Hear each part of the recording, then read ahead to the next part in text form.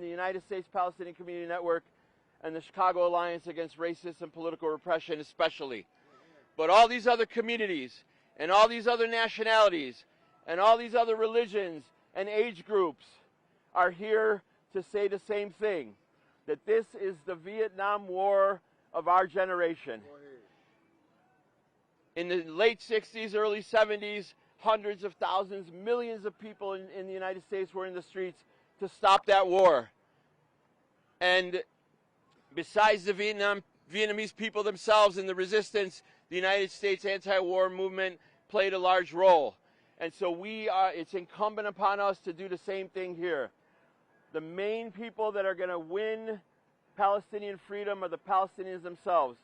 Those people that are part of the resistance right now, the unified Palestinian resistance that is defeating Israel on all fronts, military, diplomatic, international, the court of public opinion, all fronts the Palestinians are winning. That's why Netanyahu has lost it. That's why Netanyahu continues to massacre every single day. And he does it because genocide Joe Biden allows him to do it. Make no mistake, Joe Biden can turn off that tap of money and funding immediately. He could do it right now. He could have done it back in October. The fact that he didn't means he supports this genocide, that he's got the blood of 40,000 Palestinians on his hands, and that he and Kamala Harris and Antony Blinken and Jeffries and Schumer and Pelosi and Schakowsky and Durbin and all the top Democrats are complicit. They are responsible. We hold them responsible. We will hold them accountable. And that's why we're here today. And that's why this is going to be an incredibly beautiful scene. We've got wonderful speakers in this press conference. We're going to have wonderful speakers from the stage later on as well. And I want to introduce a person who's done incredible work as the main press coordinator for the Coalition of March on the DNC, my partner, Fayani. Fayani Aboma Mijana, Faayani Aboma Mijana. I use they, them pronouns. I'm here to say that the Black Liberation Movement in the U.S. stands with Palestine and demands an end to all U.S. aid to Israel. We also demand a stop to police crimes and community control of the police now, as well as all the other people's demands raised by our coalition. Right now, there's a horrific genocide of Palestinians taking place that's being aided and abetted by the Democratic Party leadership and its representatives in Genocide Joe, Killer Kamala Harris, and Baby Killer Blinken. These genocidal politicians would rather that they have their celebratory affair over in the United Center unbothered, despite its funding of the Israeli genocide that's left at least 40,000 Palestinians dead, 2 million displaced, and the entire Gaza Strip reduced to rubble. The existence of this coalition, of this march, is a testament to how the very working and oppressed people these Democrats claim to represent will no longer stand for the currently existing order of our tax dollars being sent to fund a genocide. There is no lesser of two evils when the so-called lesser is aiding and abetting a genocide.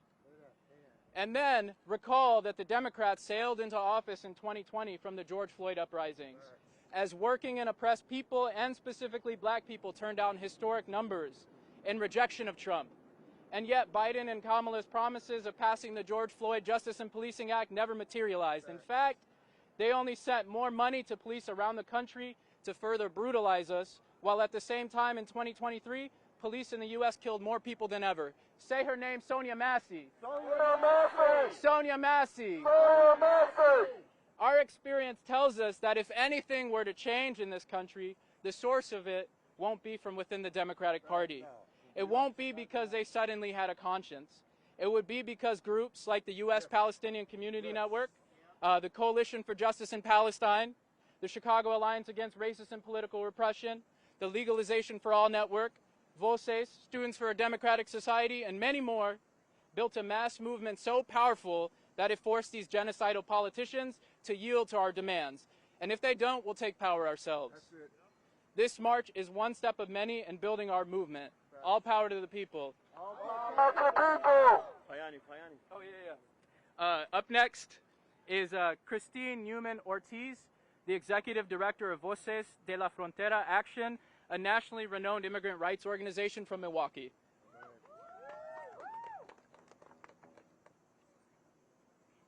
Christine Newman-Ortiz, Executive Director, Voces de la Frontera Action, CHRISTINENEUMANN-ORTIZ, pronouns she, ella.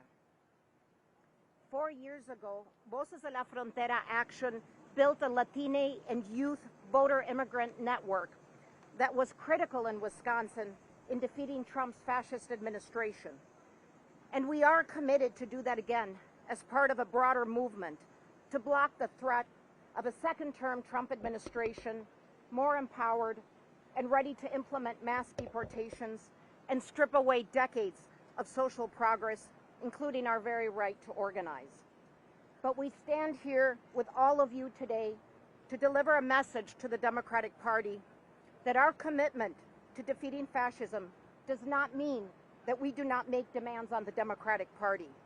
We have waited too long for the promise of immigration reform for 11 million essential workers and their families who worked in the pandemic, yet are not treated as the heroes they are. We call on Harris and Walz to deliver on immigration reform in the first 100 days of the new administration. We stand in solidarity with Palestinians for an end to the funding of a genocidal war in Gaza. As immigrants, we too understand the role of the U.S. government in supporting dictatorships abroad to serve corporate interests, whether that is backing Israel to serve oil companies in the Middle East or banana companies in Guatemala in the 1980s that conducted their own genocidal war against the largely indigenous people, or economic policies like NAFTA that force people to migrate. We know that an independent movement from below that is in solidarity with each other is the only way we can build enough power to defeat fascism and advance a real democracy. Immigrant rights is women's rights. Immigrant rights is LGBTQ rights. Immigrant rights is workers' rights. Yes. Immigrant rights is human rights. Yes. Si se puede. Si se puede. Oh, excuse me. Thank you, Christine. Next up is Victoria Hinckley. Victoria is a student organizer with Tampa Bay Students for a Democratic Society and was recently expelled from the University of South Florida for being a leader in the Solidarity encampment on campus. Hello, everyone. As Fayani said, my name is Victoria Hinckley. That's first name Victoria, V-I-C-T-O-R-I-A. Last name Hinckley, H-I-N-C-K-L-E-Y. I'm 22 years old. I'm a student organizer with Students for a Democratic Society, and I go to school at the University of South Florida in Tampa. Students for a Democratic Society is really proud to be a part of the coalition to march on the RNC and to be leading in the student contingent here today. And we're marching on the DNC to demand an end to all U.S. aid to Israel, to demand that the genocide in Palestine be ended now. We've seen continually the Biden-Harris administration support genocide abroad by funding the IOF, by funding the Zionist State of Israel, by continually sending arms and billions and billions of dollars to fund this genocide. And we've seen them also attack the student movement for Palestine here at home with passing bills against protesting, calling students terrorists, saying that we deserve to get deported, encouraging violence be used against us by the police on our own campus. And, this past spring we saw a historic nationwide student movement for Palestine. We saw students build encampments at their campuses, and this was, a really historic student movement, a very historic anti-war movement supporting the liberation for Palestine, supporting demanding divestment from their universities who are complicit in this genocide. And we saw students come out in thousands to support this encampment, so we know that students across the country stand with Palestine. They're demanding an end to the genocide and an end to U.S. aid to Israel. And we also saw a very violent response from university administrations and from police. We saw, people be tear gassed. At my own school in Tampa, at our encampment, we were tear gassed and we had rubber bullets shot at us. Shame.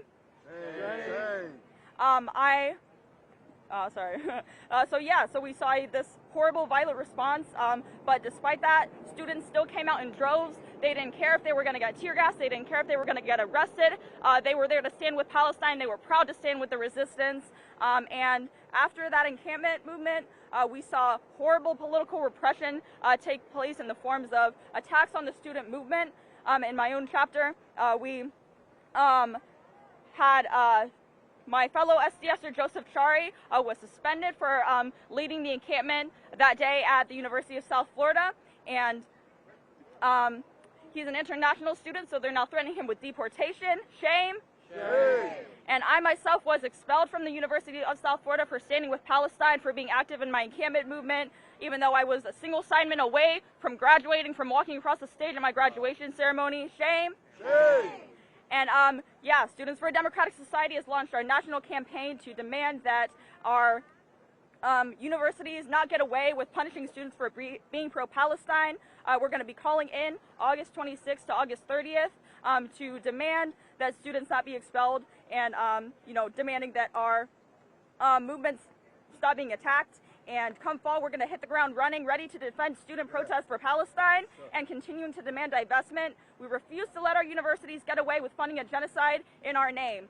Disclose, divest, we will not stop, we will not rest. Disclose, divest, we will not stop, we will not rest.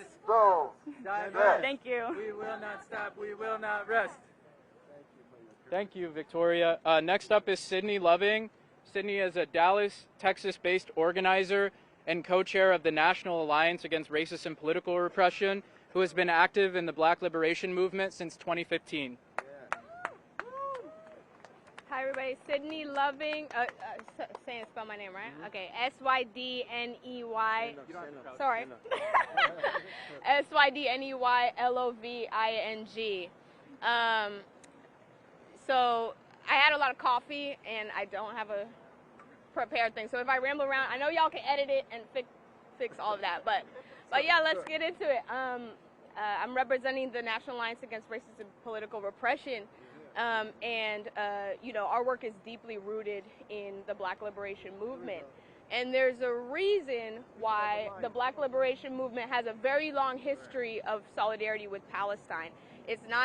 There's a reason why everybody from Nelson Mandela to the Black Panthers was talking about Palestine, and it's not about charity or anything like that. It's that we have a very deep understanding of how our struggles are connected, and it's very clear. It's not hidden. The same people that are getting rich off of genocide in Gaza are the same people that are invested in the oppression of Black people in this country. And as our movements against U.S. imperialism get stronger here or abroad, it strengthens each other. The solidarity strengthens each other, and we saw that too. There's a reason why in the Palestinian liberation movement they recognized that, and in 2020 the Palestinian movement was marching for George Floyd as well. We saw that in Dallas. So we understand that our struggles are connected, and our liberation is connected. So we're in full solidarity with the Palestinian resistance. We're not going to give that up or qualify that. And our freedom is connected. So yeah.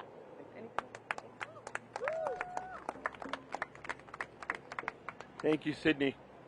I'm honored to introduce this next speaker, who's a very, very close friend of mine, and we share a political analysis, a political trajectory, and she represents a really important community in Chicago as well, and in the country.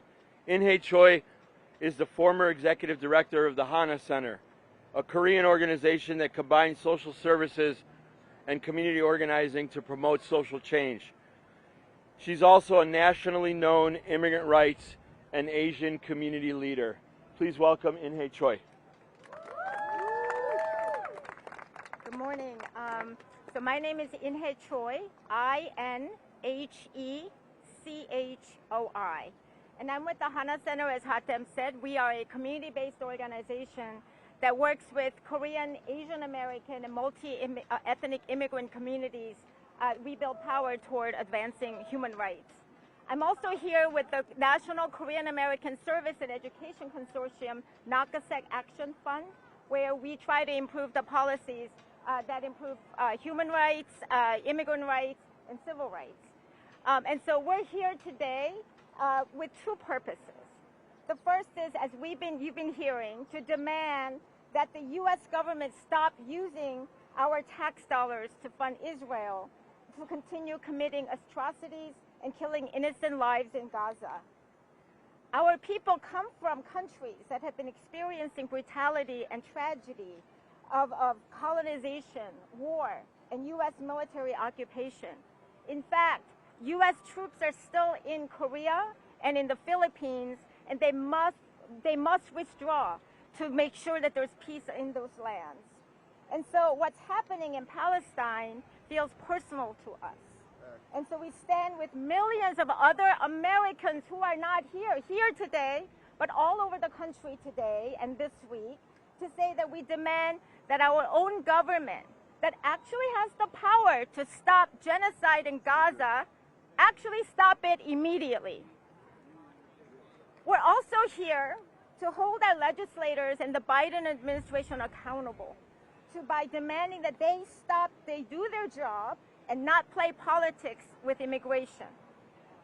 They make promises, as we all know, and once they get in, they don't do their job. And in fact, they make it worse. We all know that. It's broken record, but it keeps happening, right? So, in fact, we all know that this country cannot function without immigrants. A recent study was released by the Taxation and Immigration Policy that found that in just 1 year, undocumented immigrants contributed 96.7, almost $100 billion in taxes to the federal, state, and local governments. So actually, America cannot afford to lose immigrants. Politicians know very well about taxation and representation. So to them, we're here to say that we're not paying you to be all fancy and boastful and joyous among yourselves inside the convention or outside the convention. We are here to say, do your job, make policies that protect and support immigrants and all other marginalized communities as well. And finally, we really urge the city of Chicago to grant us a 2.1-mile route that we need. Let's make different history. That in 2024, City of Chicago supported and facilitated a safe and peaceful demonstration at DNC. There's still time. Thank you. Thank you, Inhe. 2.4 miles. The last speaker before I take questions is Omar Yunus. He's a co-founder and leader of Jasur, an Arab and Palestinian youth organizing project in the southwest suburbs. And Jasur has played a lead role in all of the local-led protests since October in Chicago. Please welcome Omar Yunus. Assalamu alaikum, guys. Omar Yunus, O-M-A-R-Y-O-U-N-E-S. Co-founder of Jasur, that's spelled J-I-S-O-O-R. I also had a lot of coffee, so bear with me. Last week, the Biden-Harris administration approved another $20 billion in weapons sales to Israel, a state guilty of killing over 40,000 Palestinian civilians. During this genocide, Israel destroyed more than 70% of the homes in Gaza, many of which my family lived in, and displaced more than 1.9 million Palestinians. This decision continues a troubling legacy of U.S. military aid that has long supported Israel's brutal subjugation of Palestinians, a legacy maintained by both Democrats and Republicans. In 2016, President Obama and then Vice President Biden authorized a decade-long $38 billion in military aid to Israel, the largest in U.S. Israeli history. This funding armed Israeli soldiers who harass, kidnap, and violently displace Palestinians from their homes in Gaza and the West Bank. It also directly supplied Israel with the weaponry that killed and injured thousands of Gazans before October 7th. The Democratic National Convention has received $75 million in funding to beef up their security in preparation for this march of unified people. The city of Chicago has prioritized spending money to beautify McCormick Place rather than spending it to clear the food deserts in their South Side communities, to help house the unhoused population, to help take care of their migrant communities. Chicago displaced and evicted vulnerable communities in Hyde Park to give free housing to out-of-state police officers coming to keep the peace while the march is happening. The Democratic Party may present a new face, but its support for Israel remains unchanged. Kamala Harris's candidacy, while historic, does not alter the party's ongoing support for the Israeli genocide. At her rallies, she has attempted to silence pro-Palestinian protesters, and she, just like Biden, continues to be unwilling to listen to the outcries of the Palestinian people. But she's not the problem. The party is what keeps this agenda moving, and the people are here to make their voice heard.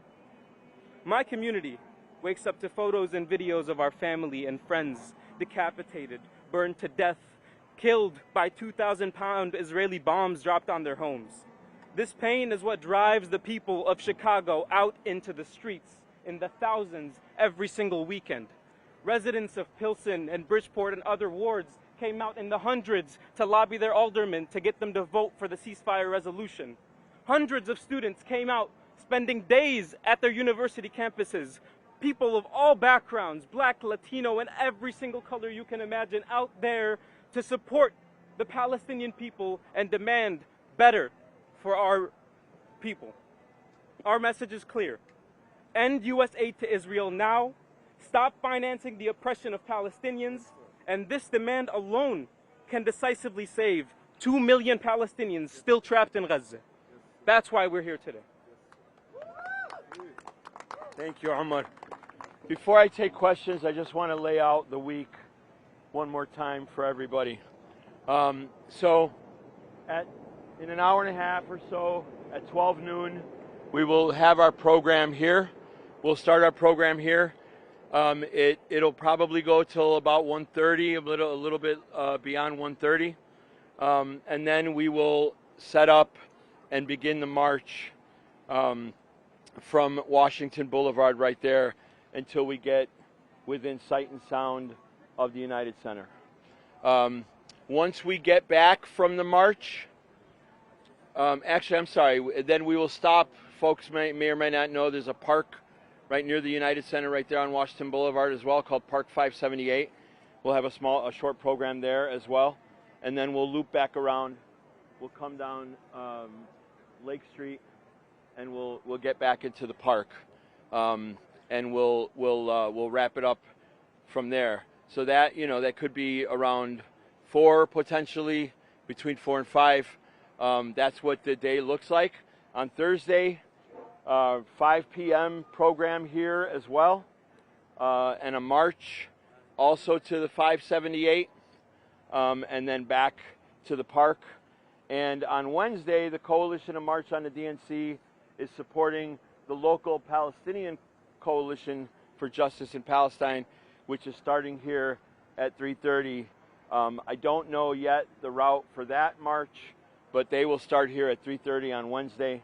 And we will all be here with them as well. USPCN is a leading member of both coalitions. Can I add one media note? Yeah. One media note is there is a live stream, and if your team needs footage, you can use the footage from the live stream. Give credit to the Coalition to March on the DNC. It's on the website. Thank you, Fayani. So yeah, now I'll take questions. We've been organizing this for a while. With every more people here, you think if Biden was still the nominee, has that changed the crowd size thing? Have him no longer be in? Yeah, I mean, you know, we won't know that for a couple more hours, but we still think there's going to be thousands of people here, maybe tens of thousands throughout the week.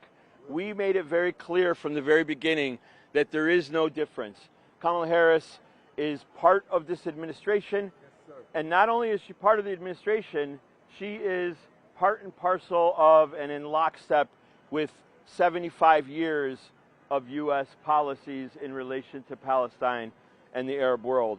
So, you know, we said from day one, nothing's changing.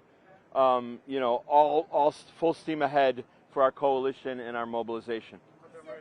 With ceasefire talks currently underway in the Middle East and reportedly near a finish line, will that change the message of the coalition to march on the DNC if that is reached? Do you see that as a positive step forward or a win, perhaps?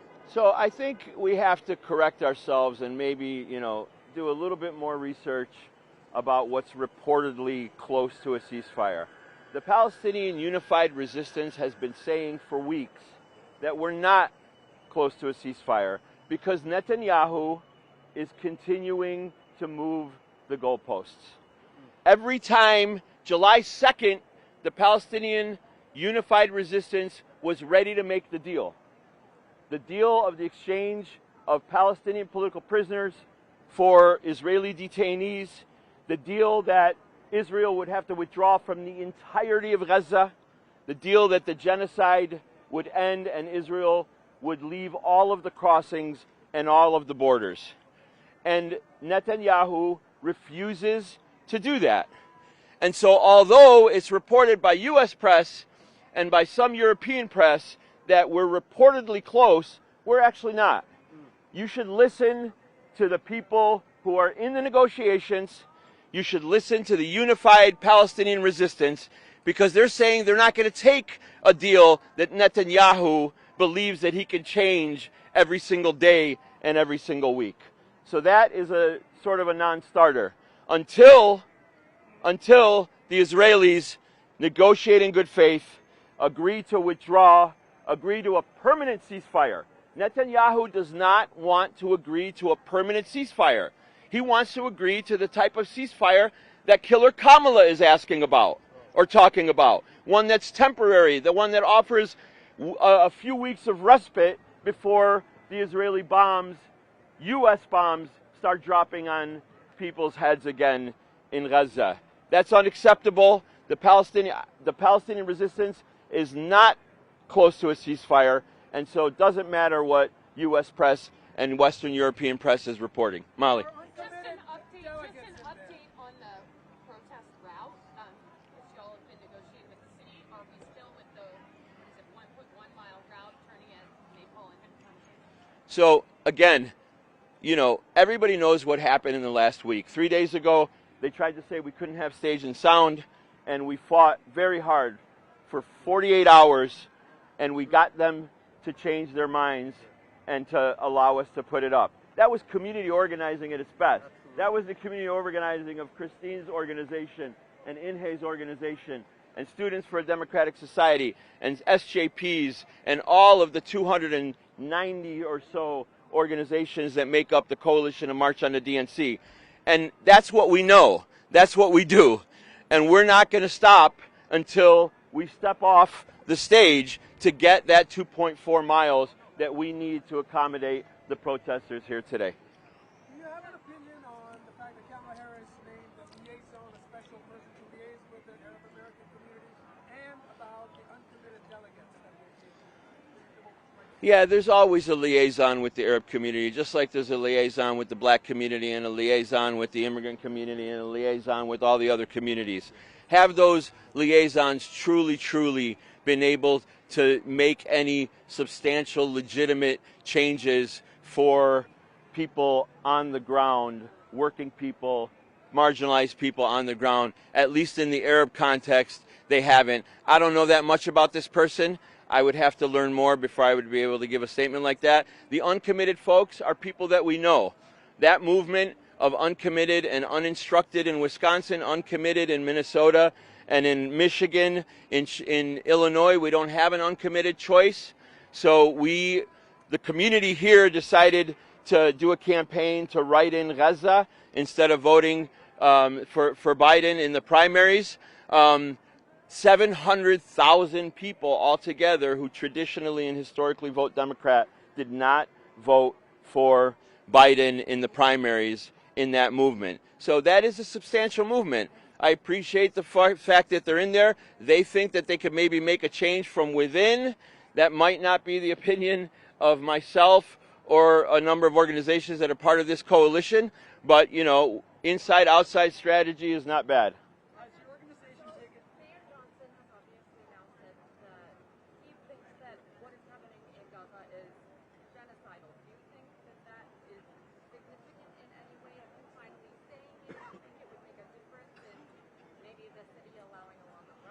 I don't know about that, but what I do know is that he has been in the front of this issue from day one. Let's acknowledge when we have a different day in the city of Chicago. I told Inhe and I've told other people, I would have been much more happy in the last 2 months if Rahm Emanuel was mayor, because we would have went on an absolute attack against him personally as a Zionist supporter of Israel. But we're in a city in which we have a mayor who says, I am from the movement. A mayor who says, I am an organizer. A mayor who says that people have the right to protest and express their First Amendment rights. We all respect that. We also have a mayor that we sat in the city council with who broke the tie for the ceasefire resolution in Chicago, the largest city in the country, to pass that resolution. It was the mayor who broke the tie. And now he goes and speaks to Mother Jones and he calls it a genocide. And he says to the world, we can't be ashamed to call it what it is. That is a powerful, powerful moment right now for the mayor of one of the biggest, strongest cities in the country, a Democratic Party stronghold as well, who says that. That's powerful. It means a lot. Just back to the rally route really quick, or the march route really quickly. What route are you encouraging people to walk today? Because I know you said yesterday that the number of people will dictate, you know, kind of where they go, but where are you going to lead this? We don't have to encourage anyone to go anywhere. We're organizing this march. We have lead banners, we have lead marchers, we have lead marshals. We will lead the march on the route that is agreed upon. So again, it's 1.1 miles right now, but we're not stopping until, you know, we get the route that we want. With whose? No, no. This coalition is not. Kamala didn't call me.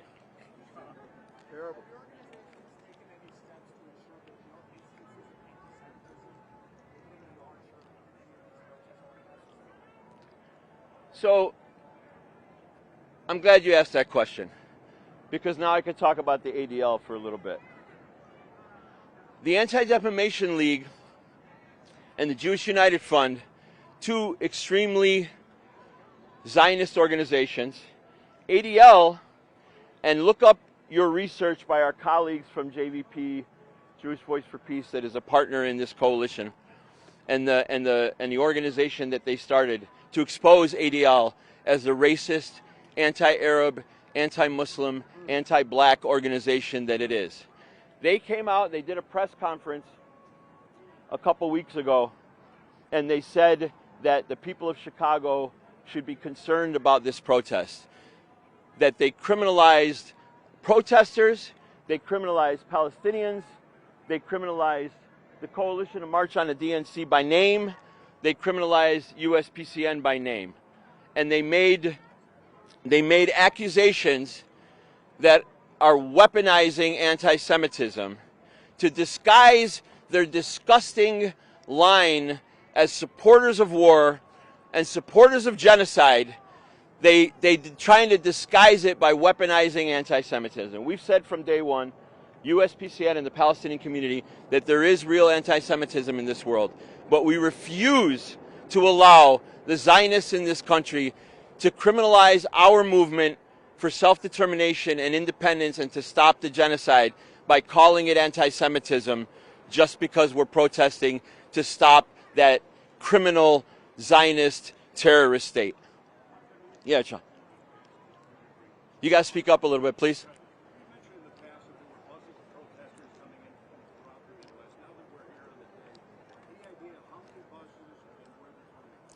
Yeah, I actually don't know if they're all here yet, but we do know that there are 2 from Michigan, there are 2 from Wisconsin, there are 2 from Minneapolis, there are buses coming from Cleveland and Youngstown. I believe Fayani are the. I've heard New Mexico. And we heard that there's a bus from New Mexico. I'm not on the outreach committee. The media committee was already too much work for me, so I don't know exactly if there are other buses coming, but definitely those that I just mentioned. Wait, you asked already. Go ahead.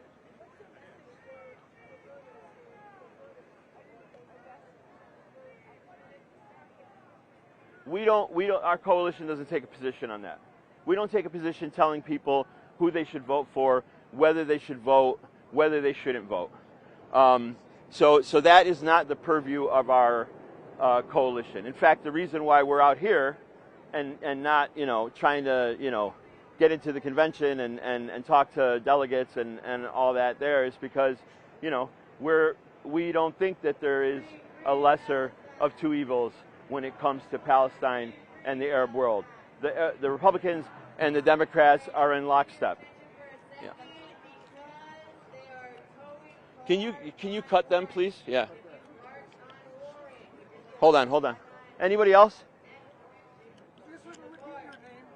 Yeah, I will. I'll give you.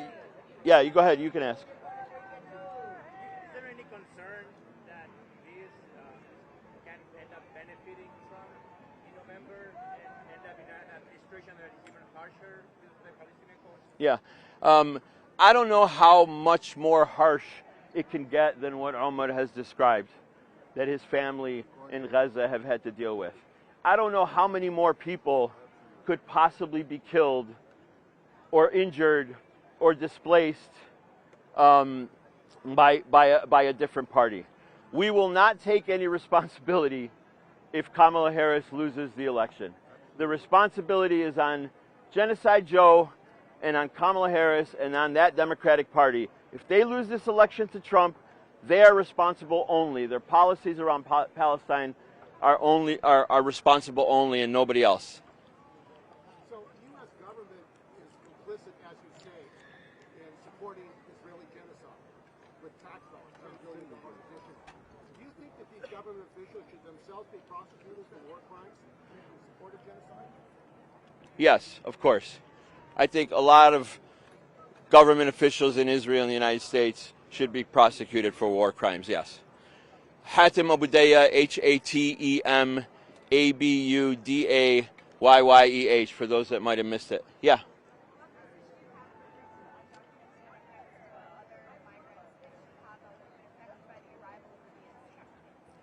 Christine and Inhe? Both of you. This is a question for you all. Yeah. Go ahead, repeat it.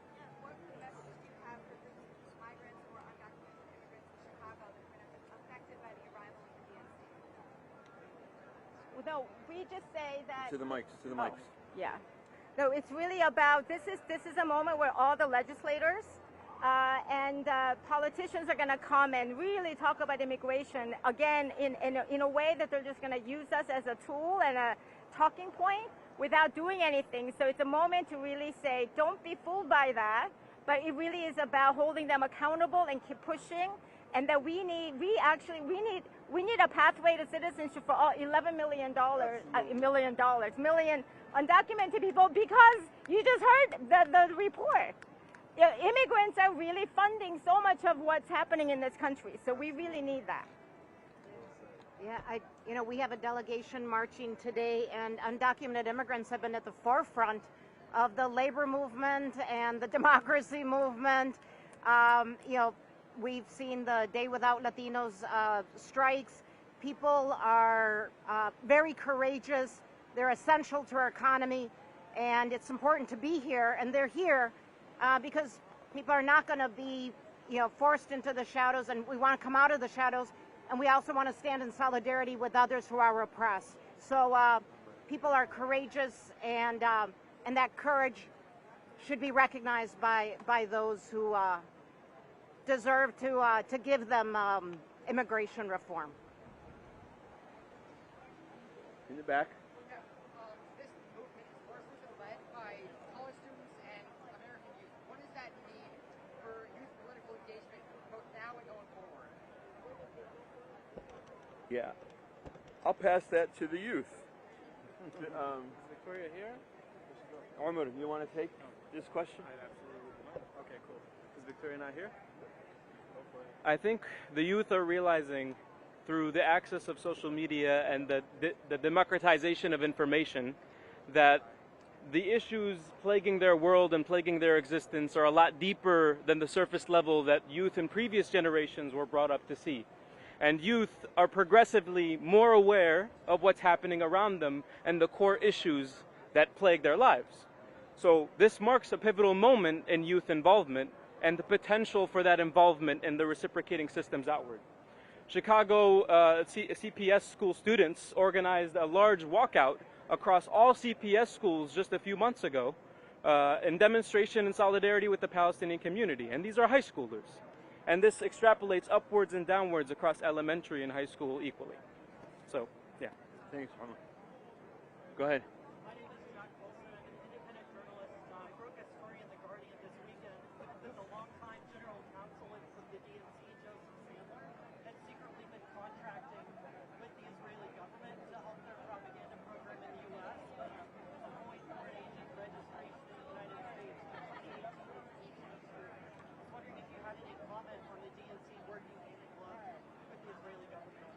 Yeah, I mean, I appreciate the report, but I'm not surprised at all. None of us should be, right? I mean, they've got the President of the United States who stands up and parrots all of their propaganda and talking points from the Israeli government and the Israeli military on a daily basis. You got two circus clowns who are the spokespeople for Blinken who do the same thing. Every single day, they defend Israel as if they were defending the United States. Every single day, they parrot the talking points of the Israeli military and the government almost verbatim. So, it's no surprise. Go ahead.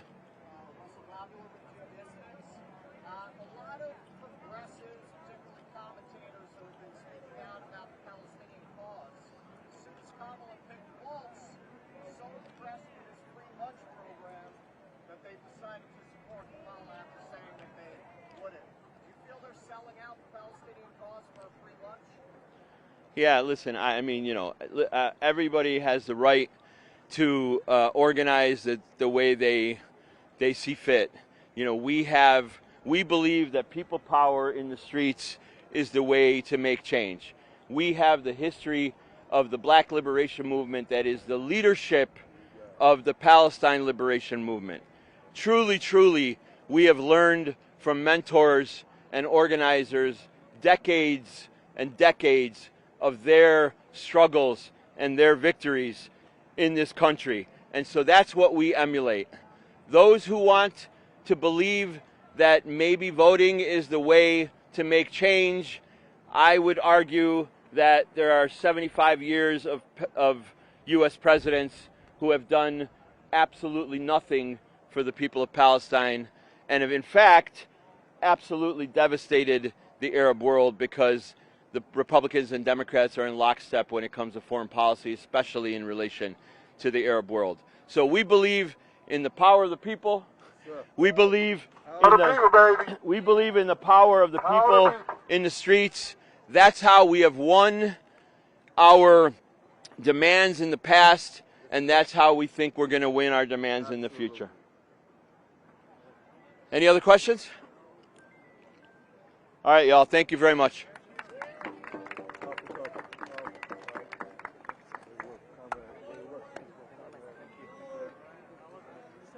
Yes. Are you the, I'm sorry,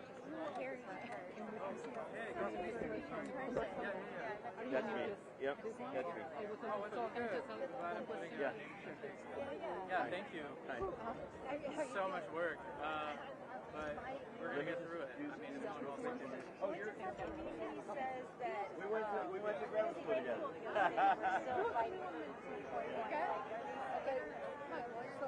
I think he might have just said that by accident. I don't think there's any legal thing going on.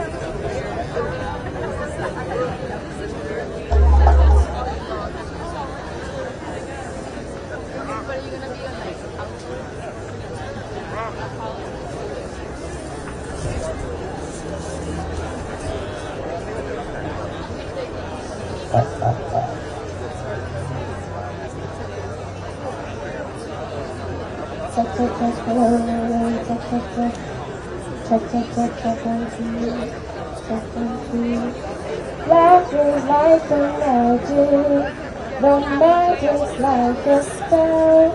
My brothers went to heaven, the police come together, come to hello, operator.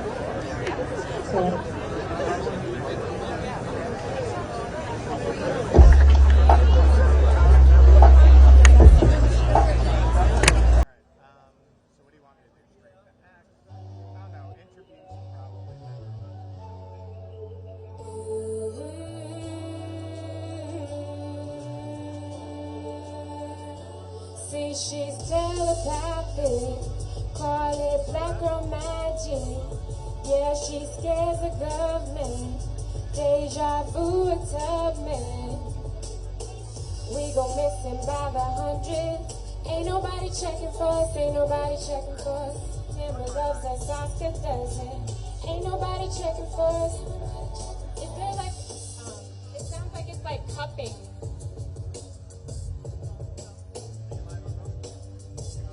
Kill our sons with ancient. Don't understand what they put a body in a jar and forget her. They love how it repeats. Look at what they did to my sister last century, last week. They make her hate her own skin, treat her like a sin. But what they don't understand.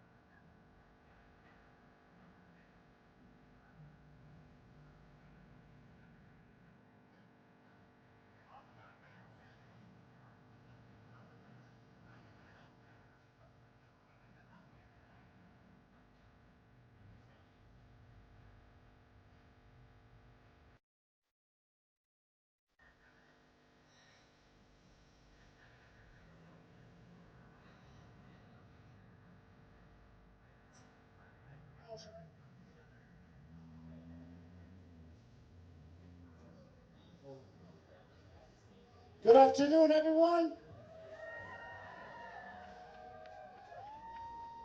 I just want to say that we have hundreds of posters right in front of the stage by the U.S. Palestinian Community Network's banner. There's a red banner. It says Free Palestine and U.S. aid to Israel. There's hundreds of posters. Please come to the front and grab a poster. Thank you so much. Chicago, make some noise!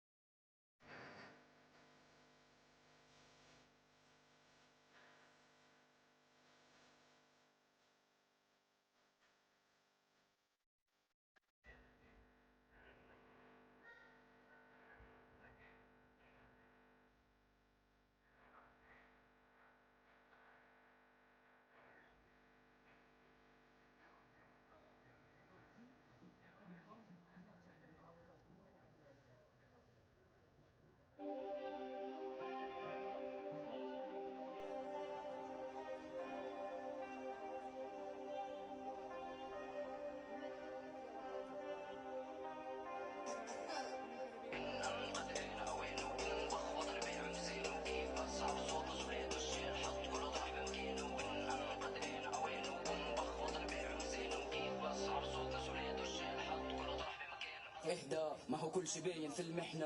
الله بيشهد مين احنا، رجالة ضمن ضرب تشرب بنضرب حرب الليلة ما بنغلب. بدك جبال وعادي بنهدلك، مرحب فيك في ولاد القدس مندبر حالنا نحل اللغز. رنيت على نفحة وكله بخش وقت شفنا وياما وكله بصف، ولا مرة نخاف ولا مرة ونص. بدك بركان بنفقع بنعمل لك حفلة تخش تنط نستقطب مال بس بدنا نقص. ما هو كله عارف ما هو كله شايف ما هو كله خايف والدنيا ترص. استجدع دايما واوعى تبحش، انا قدرنا ننفجع بشباب ينضرب الغاز. احنا الجدعان مش زي نقلال، رد بالك عم تعيشها بلاش. سوي واعمل واجمع كاش، ما الدنيا صعيبة وبدها زلال. سيبك من الروح واحضر لك جاي. انا قرش انا قرش انا قرش انا سمكة وصحابي ملان في الجلمة. مش نعمل غلبة تجينا خالي بناخد العتبة تخف بالليل ندوي لك عتمة بشوف تنساش. انا زي النوم سلاح فلتك في بغز رجال تحفر انفاق ترجع بشوال ومليناش. لا بلاقين بالجدعنة انا فاتح دكان من بيع جلسات وتزن مسموح بس للسباع مفتوض على القرمة قسم لو غالي. احنا جن بنطلع ما بتشوفناش ودموع ما تسيل اذا فش مسيل نحن الشجعان. ان قد انا اوانه وهم بخ وطن بيع مزانه وكيف بصعب صوت وسولاد والشال حط كل طرح بمكانه. ان قد انا اوانه وهم بخ وطن بيع مزانه وكيف بصعب صوت وسولاد والشال حط كل طرح بمكانه. حكمت من الرعب من الارض نطلع زي جن دخ قد اللعب على الابن ندرك على النار الافكار بتبخ تراب ورا حدا اذا بلغ انا مش مركب بركبش مع حدا انا فين ان امكانيك البلد بالبقلك كيف بين رعوة غنم انا جيت مليت لك تحلم نحكي حقيقة دقيقة نفهم فيش وقت بضيع شباشة حبيبي بنيك في بلاش ما فيش رحميم انا يوم بحتاجك اجيبني اعمل بلغان بطريقة تفصيل على عدل عدل شمس جديد انا جيب دبور بالطور بالعرض وماكينة عريق وفريد من نوعه كمين المخا كالسخت والمين باع واختفى صدوا الوقت ولا عمره ارتخى يكتم سر النفط ورطرها لساب على طول بيعرفكم شو دبور على طول وبيقول وقت. ان قد انا اوانه وهم بخ وطن بيع مزانه وكيف بصعب صوت وسولاد والشال حط كل طرح بمكانه. ان قد انا اوانه وهم بخ وطن بيع مزانه وكيف بصعب صوت وسولاد والشال حط كل طرح بمكانه. ان قد انا اوانه وهم بخ وطن بيع مزانه وكيف بصعب صوت وسولاد والشال حط كل طرح بمكانه. ان قد انا اوانه وهم بخ وطن بيع مزانه وكيف بصعب صوت وسولاد والشال حط كل طرح بمكانه.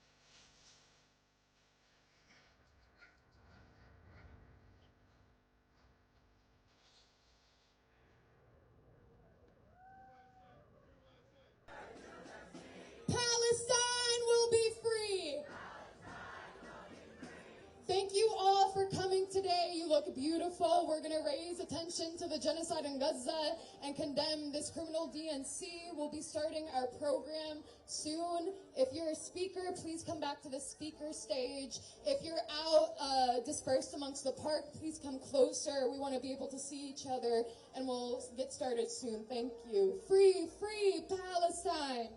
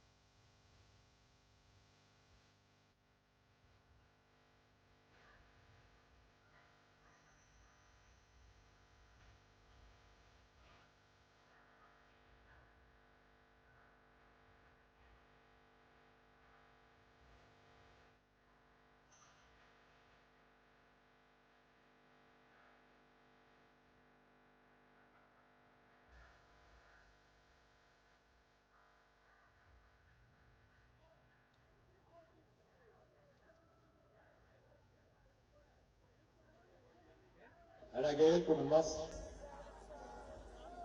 جوايا حلم كبير جدا، لأن في الحقيقة بقالي مدة طويلة ما بحلمش. فقدت الأمل في الحلم. حلمت كتير زيكم كلكم إنه يبقى في يوم من الأيام في وحدة وطنية. وحلمت كتير زيكم كلكم إن في يوم من الأيام يبقى في وحدة عربية سياسية.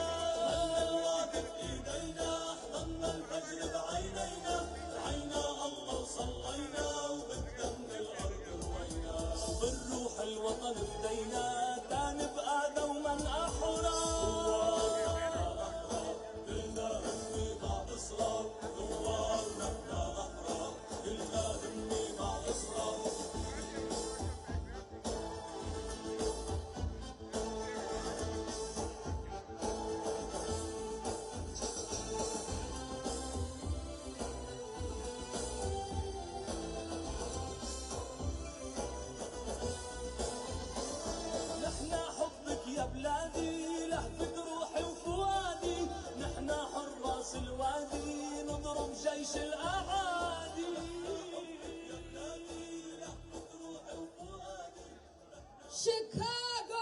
draws the line. Chicago draws the line.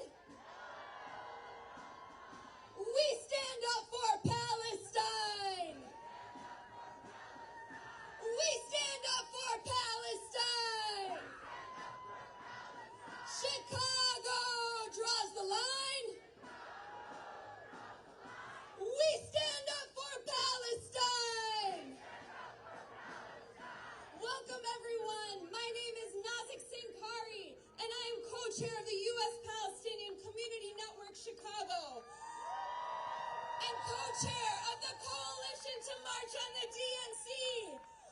On behalf of the coalition, I'm honored to welcome you to Chicago today.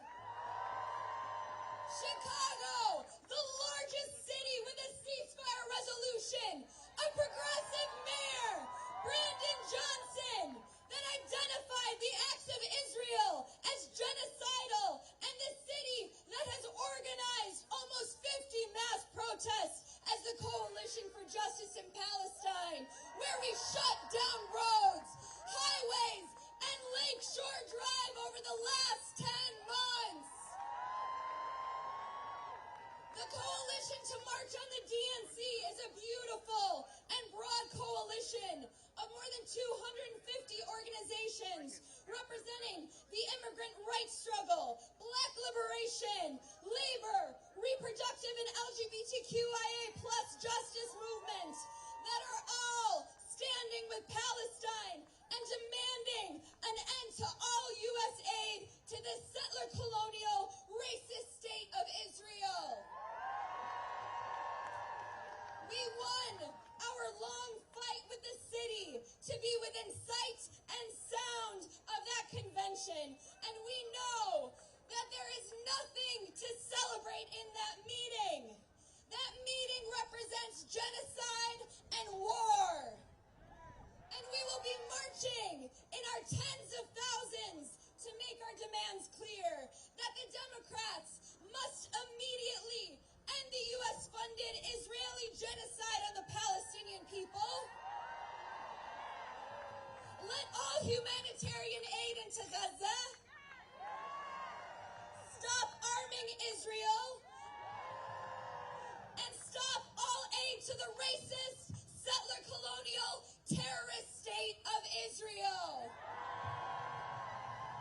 And we will continue to march and show up and show out until we have made all of our demands clear and until we have ended the genocide and achieved total and complete liberation of Palestine and all colonized Arab lands.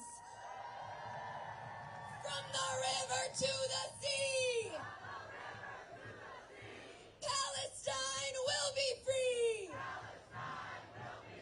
And from the sea to the river, Palestine will live forever. Palestine will live forever. Thank you. Help me welcome up my co-MC, Sara Mahmoud. From the river to the sea, Palestine will be free.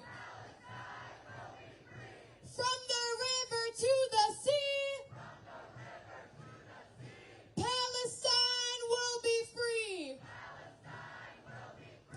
From the sea to the river, Palestine will live forever. From the sea to the river, Palestine will live forever. My name is Sara Mahmoud, and I'm a proud member of the National Alliance Against Racist and Political Repression. We're out here today as we witness the criminal genocide in Gaza continue on for over 300 days. Say shame, shame. A genocide executed by the criminal Zionist government with the full diplomatic cover and financial support from the U.S. and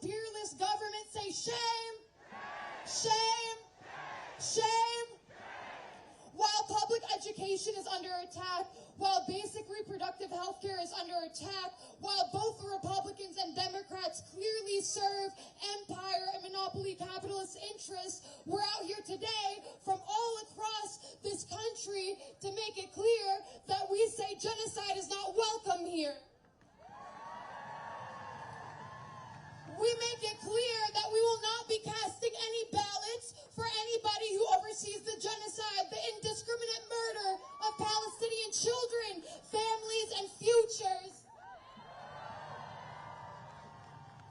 We know Palestine will be liberated in our lifetime, and it's because Palestine is a struggle for justice for all people.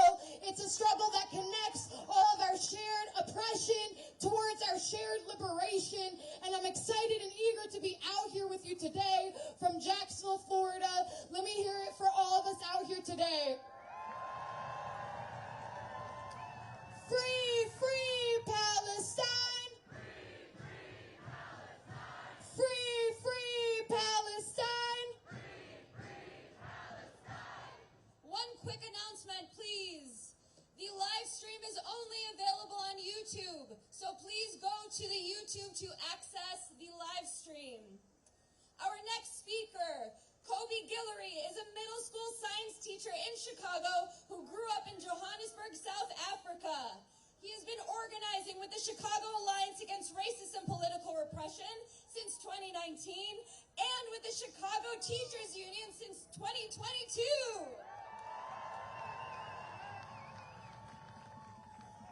From the river to the sea.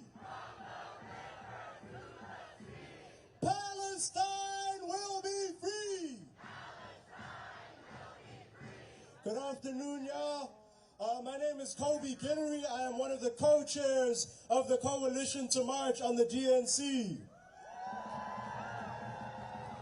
And it is amazing to see so many people from so many different communities out here all saying, not another nickel, not another dime. No more money for Israel's crimes. All throughout this week, Genocide Joe, Killer Kamala, Baby Killer Blinken, and hundreds of other war criminals are here in Chicago to celebrate themselves. So I want to ask y'all, after more than 300 days of genocide, what is there to celebrate? Did they fund housing? Did they fund healthcare? Did they fund education? Did they stop the police from killing black people? Have they defended people's rights from right-wing attacks? No. What they've done instead is fund one of the most horrific crimes against humanity that we've ever seen. Everybody say that ain't right. Now, the leading Democrats say a lot of nice words about the communities who helped them get elected. But they prove through their actions that they serve the same corporate interests as the Republicans. So that leaves us with only one option. When Palestine is under attack, what do we do? When black lives are under attack, what do we do? When people's rights are under attack, what do we do? Yo, we have to fight. We have to fight for a better world because these politicians will never, ever give us anything out of the goodness of their hearts. And that's why we have over 270 organizations united in this coalition and ready to fight every day until we destroy this genocidal system. We are here today. We're going to fight to end all USA to Israel. We're going to fight for a people's agenda. And you're going to hear from some of the organizations that are members of this coalition about the work that they do in their communities and how that connects to the Palestinian liberation struggle. Now, those war criminals at the United Center, they think that having bombs and having a row of police makes them powerful. But the power is the thousands of people that are represented right now. So, I want to end with one chant. I want y'all to repeat after me. The people united will never be defeated. El pueblo unido jamás será vencido. All right, y'all, let's keep fighting. We're going to win. Give it up for Kobe, y'all. If we can have folks, if you're out in the back, move forward. Let's get as close to the stage as possible. Gaza, Gaza, head held high. We're on the freedom side. Gaza, Gaza, head held high. We're on the freedom side. Give it up one more time for Kobe. We're going to hear from another amazing Chicago organizer. Nasreen Hassan is a national leader of the United States Palestinian Community Network, USPCN. Yeah, let me hear it. And she is the former co-chair, she was the former member of the Art of American Action Network in Chicago for 6 years. She's been leading as a youth organizer and has an MA in social work from the University of Illinois, Chicago, Jane Addams School of Social Work. Give it up for Nasreen.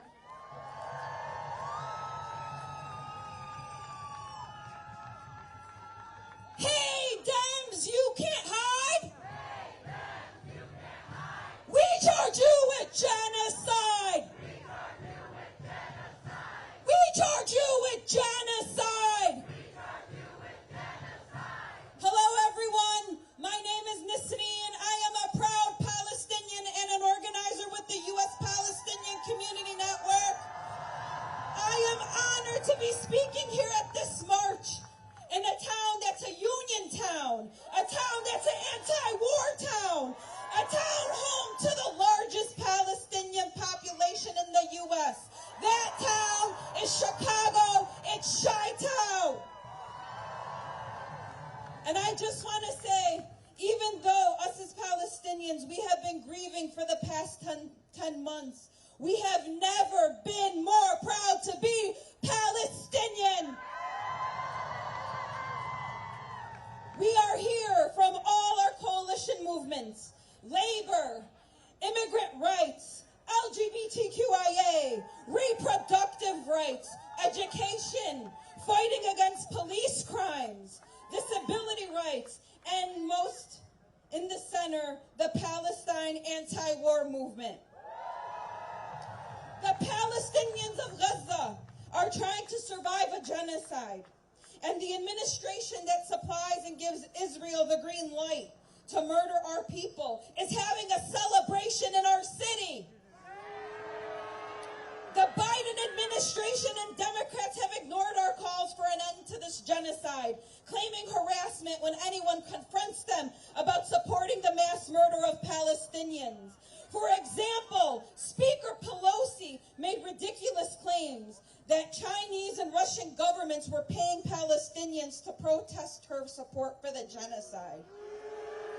For months, we have seen horrific photos and videos coming out of Gaza from elders in wheelchairs being displaced for the third time in their lives, to children being blown apart, to Palestinians being held captive and tortured, to schools, mosques, and churches and homes being blown up.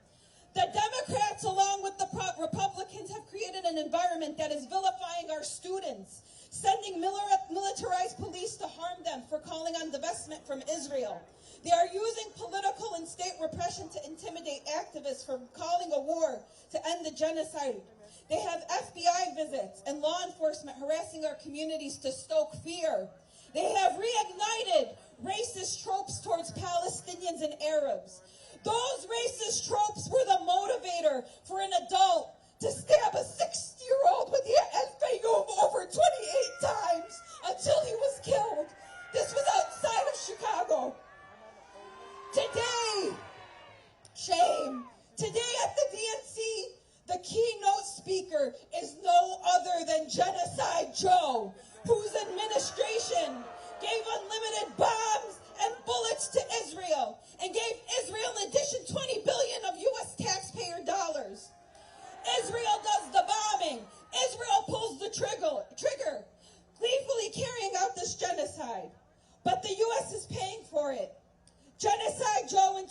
2020 tried to scare us with the threat that Trump would cut UNRWA, while his administration suspended UNRWA funding since October.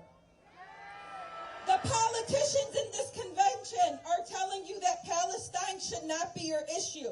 When U.S. police departments get trained by Israeli occupation forces and bring those military tactics back to kill black and brown communities, Palestine is your issue. When our tax dollars are being used to kill doctors, nurses, and paramedics, Palestine is your issue. When the IOF blows up universities in Gaza and kills 15,000 children that will never return to school and refuses to fund education here, Palestine is your issue. I want to add that there are people who are upset that we're criticizing and holding the Democrats accountable, that somehow we are giving power to Trump. We recognize Trump and Project 2025 are dangerous. We know the dangers of his administration and his son-in-law Jared Kushner's racist rhetoric and colonial ambitions to further colonize Palestine. We know Jared was honored by the anti-black, anti-Arab, anti-Muslim, Anti-Defamation League, ADL. The ADL had him as a speaker at the convention. So that's why we marched on the DNC. In closing, this incredible mobilization is here because of all of you and your solidarity. And we will end Zionism. We will return back home. And we will continue to resist occupation and colonialism. From the river to the sea, Palestine will be free. And from the sea to the river, Palestine will live forever. Palestine will live forever. Please help me welcome up our next speaker. Frank Chapman is the Executive Director of the National Alliance Against Racist and Political Repression.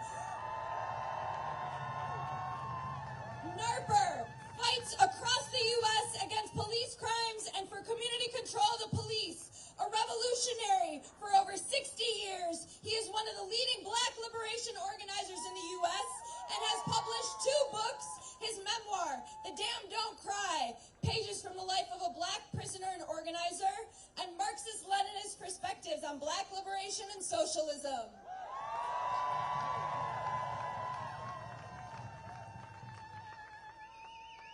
All power to the people.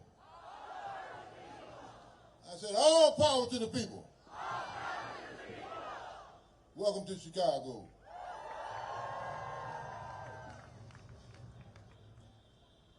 I've been thinking about what I'm going to say for a couple of days. In fact, I woke up at around 2 o'clock this morning thinking about what I was going to say.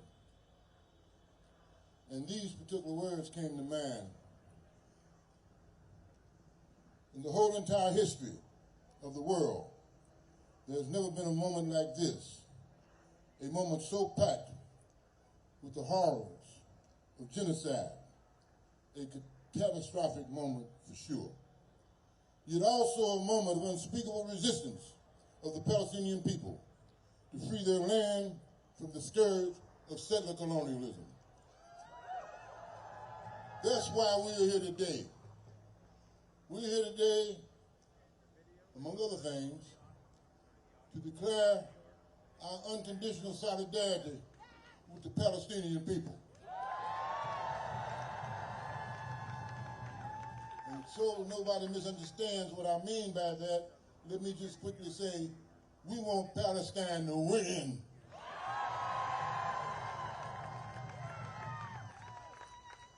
Also, I'm here today to denounce the criminal, outlaw government that's in Washington, D.C. right now. Because when you support, correct me if I'm wrong, Did Netanyahu just address a joint session of Congress? An international war criminal just addressed a joint session of Congress. So we know what side they're on. We know what side they're on. And we're clear about what side we're on. We say end the genocide now, stop all aid to Israel, and we're going to keep on fighting back until we get what we want, because you may not get all you fight for, but you got to fight for all you get. So free Palestine. Free Palestine. Free Palestine. From the river to the sea. From the river to the sea. Palestine will be free. Long live the Palestinian Revolution.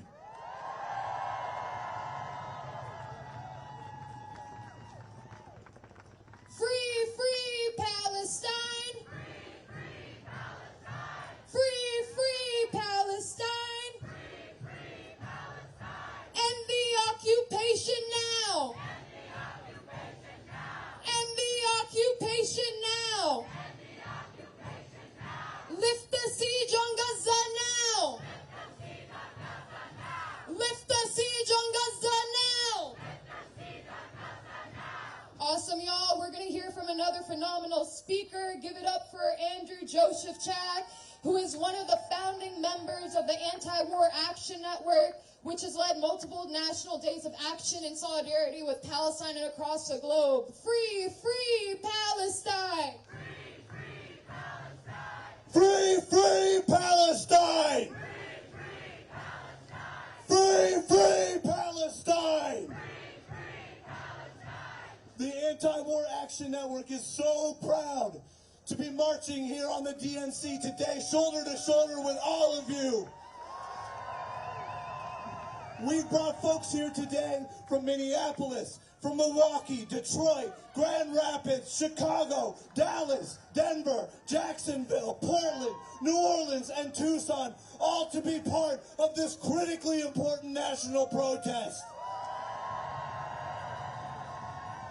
And the Democratic Party, when they ousted Genocide Joe, they thought we wouldn't be here today. They hoped we wouldn't be here today. And well, his ouster was a victory that I think we should claim. It is not enough. We want an end to the genocide, not just new leadership of a genocide. We need to end weapon sales to Israel, and we are not going to get it if we just line up behind Kamala. We will only get what we demand if we keep demanding it, if we refuse to be silent during a genocide. And lately, I've been frequently asked, and I assume many of you have been too, why I'm here protesting Harris today, when I stand for trans rights, when I stand for reproductive rights, when I stand for climate justice. But the reality is, we deserve candidates who will stand up for progressive policies like reproductive rights, like immigrant rights, like labor rights, like fighting against climate change, and who will end the genocide in Gaza. We should not have to choose whose lives we value in an election. And taking a stand against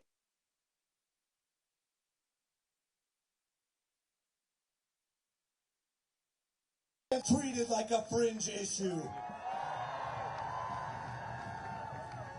Many of us here today, we spent our whole summer protesting for Palestine at home, at the RNC, and now here at the DNC, because we know who, regardless of who wins this election, Trump or Harris, our work will not be done. We need an end to U.S. aid to Israel, and in order to do this, we need to continue to fight for divestment in our states, on our campuses, wherever we can. We need students to continue and build the momentum that they built in the spring. We need our movements to keep up pressure on weapons manufacturers. We need to be at the inauguration to send a message that we will not be ignored. We need to keep growing our movement until it cannot be ignored.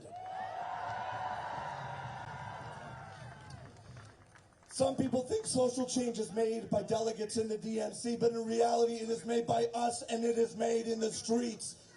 From the river to the sea, Palestine will be free.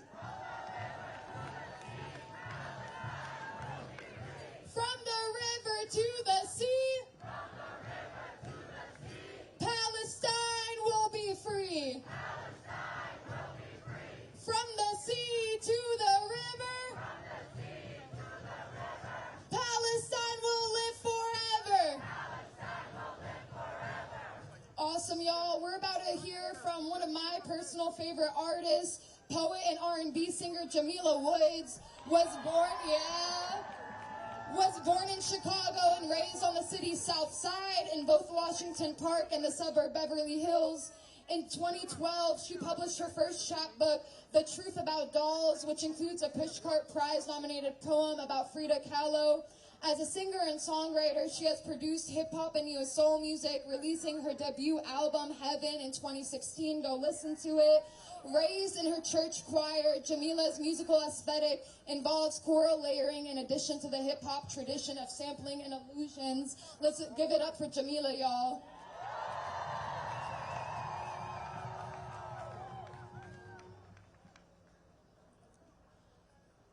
Black is like the magic's like a spell.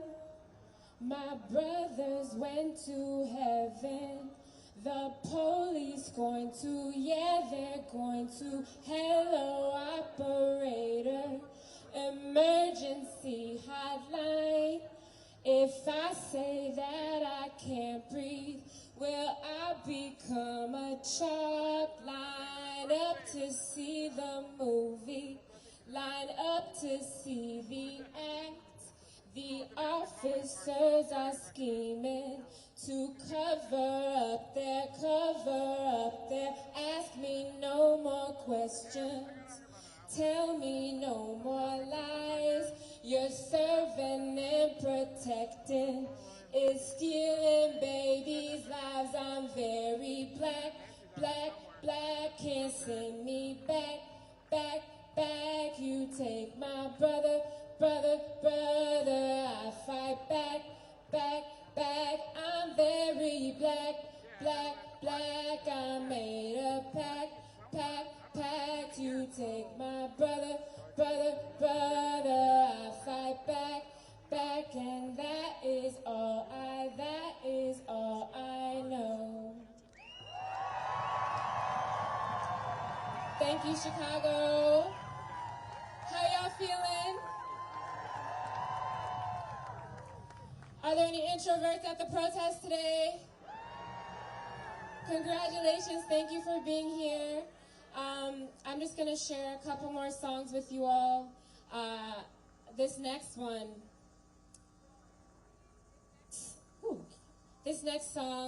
is inspired by the Land Back movement and the climate justice movement.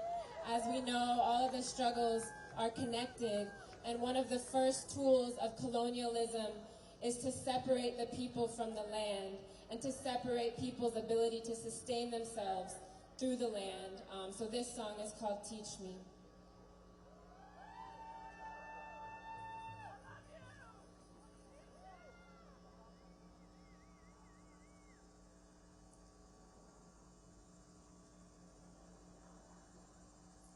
Free, free Palestine.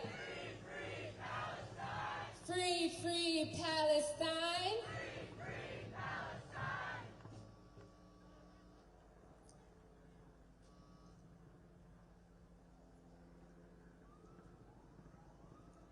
I think a lot about the olive trees in Palestine and the ways that indigenous wisdom teaches us how to relate to the land. We don't have to reinvent the wheel. We already know.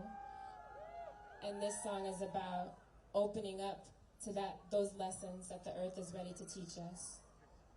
Thank you so much. This next song is inspired by a black woman named Rakia Boyd, who was killed by an off-duty police officer named Dante Servin in Douglas Park.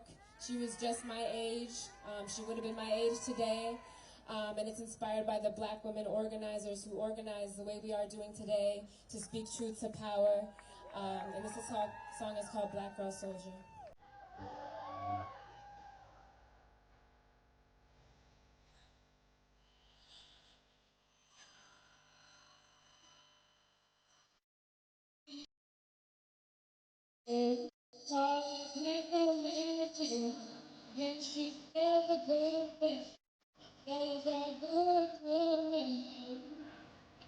We gon' miss it by the hungry. Ain't nobody checking for us, ain't nobody checking for us. They can't get left without consulting. Ain't nobody checking for us, they wanna pay attention to our supplications. They got about it, oh now we defeat you. Last century, last week.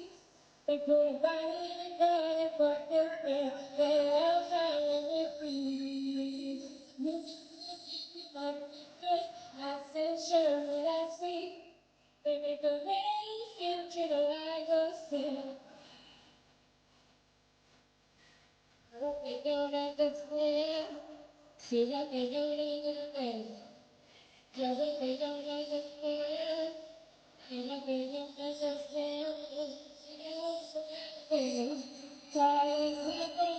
understand. Just you never believe. These are good. If you don't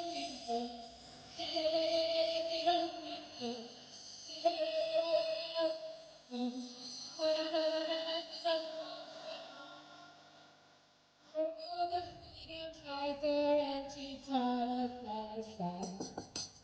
And I want to see them right there and she taught us. I want to see them right there and she taught us. This ain't the feeling right there and she taught us. And then I want to see them right there and she taught us. I want the feeling right there.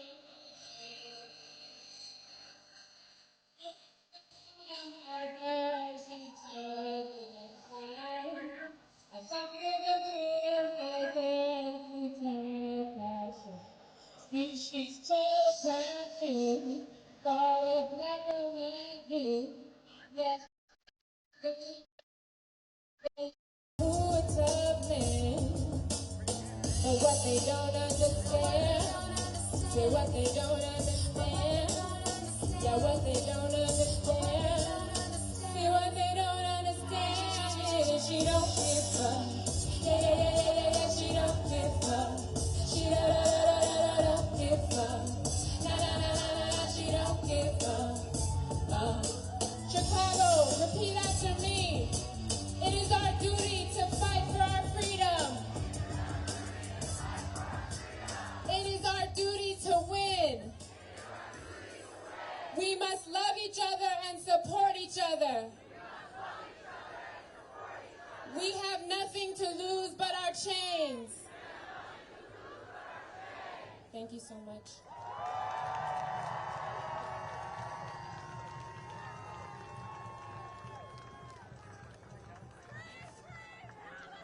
Let's give it up for Jamila Woods once more. I have a sad announcement to share in the Chicagoland community. Anthony Gay, who was wrongfully imprisoned and spent 22 years in solitary confinement, died 2 days ago in the hospital due to medical neglect at the hands of the federal prison system. Shame. He was a member of the National Alliance Against Racist and Political Repression, and I would like to take a moment of silence so that we can remember Anthony.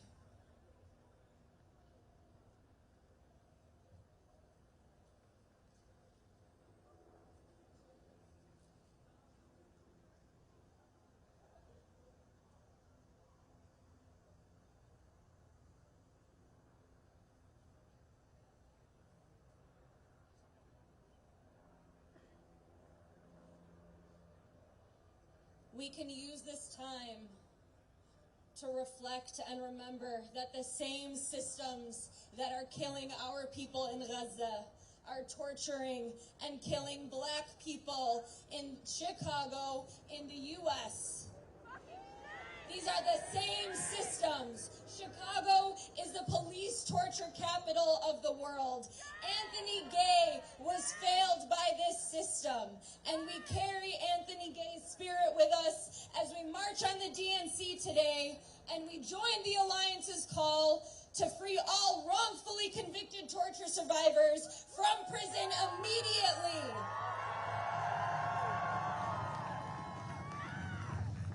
And when I say free them all, you say free them now. Free them all! Free them all! Free them all!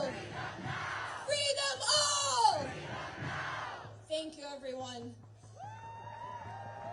I would like to welcome up our next speaker. Muhammad is an organizer with the Palestinian Youth Movement, a transnational grassroots movement of young Palestinians in Palestine and in exile who strive to ensure a better future for themselves and subsequent generations.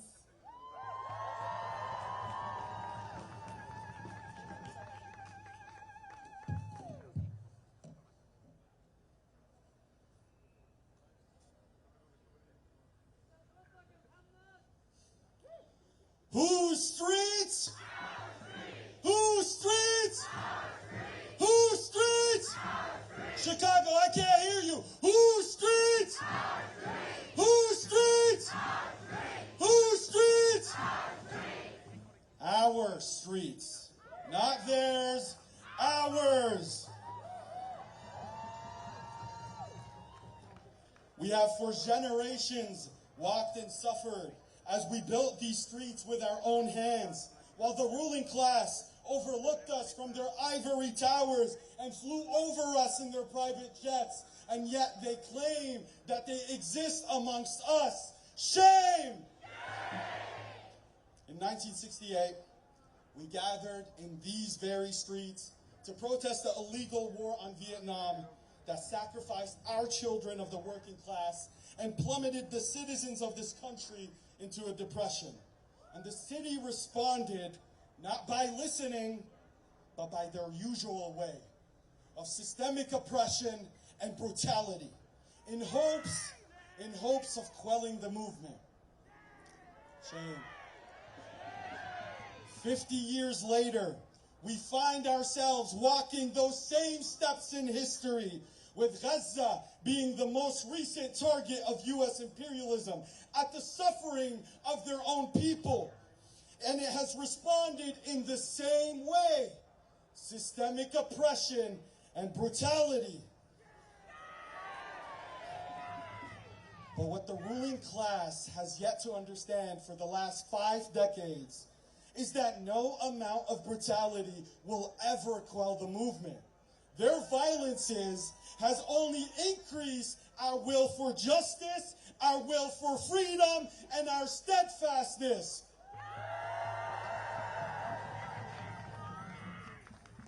Best believe we are not here by our own will, but because the Democratic Party has forced us to be here, because they continuously play performative politics and utter the word ceasefire while they send checks to Israel. Who are they trying to fool? We are here to demand better. We know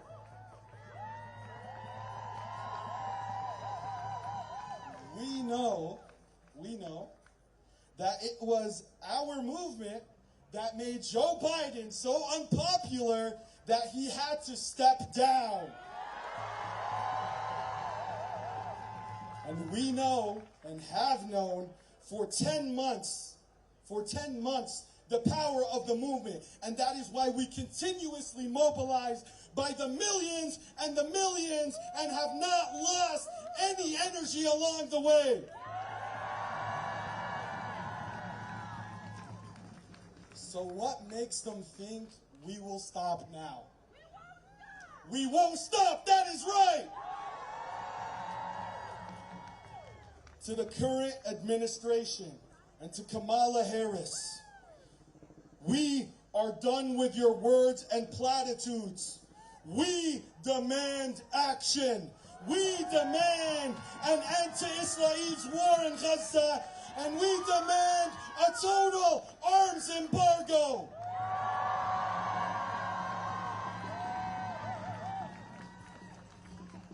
$3.5 billion. $3.5 billion. Imagine what you can do with $3.5 billion within your own communities. That amount of money has just this week been awarded to Israel by our so-called democratic administration.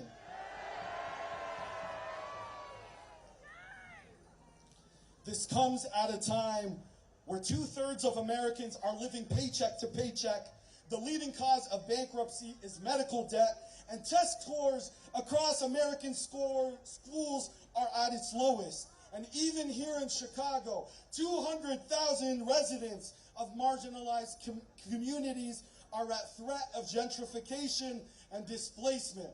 And do you know how our representatives responded to these problems? Well, you guys know the answer. With more funding to a foreign nation, the nation of Israel. The nation of Israel, as it commits the worst genocide of this century. Over 100,000 estimated killed, including my very own baby cousins, Nuran Allah, only 12 years old, and Rozan Allah, only 10 years old, were found in pieces by their families. Imagine that. And just to wrap up, in our thousands and our millions, we are all Palestinians. This is not merely a slogan of solidarity. It is the reality of our intertwined interests. My brothers and sisters, let us be the generation of change. Let us be the generation of liberation. Free Palestine.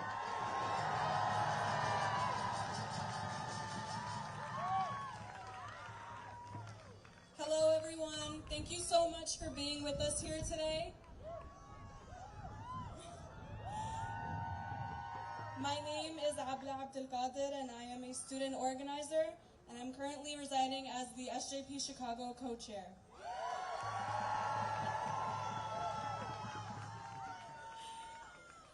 I love you too. Okay. In what seems like an overnight shift, the city of Chicago has been transformed into what resembles a police state. The city has issued road closures within the perimeter of the DNC. They have deployed 2,500 police officers and even sent the National Guard out here to protect these genocidal profiteers. Chicago communities do not need increased policing. We need our welfare systems funded. We need our schools to stop shutting down. We need access to quality health care, and we need an end to this damn genocide. I witnessed firsthand during my time at the U Chicago encampment the effort to stifle our voices and repress our movement. The student encampments curated a space of education, community support, and beautiful solidarity.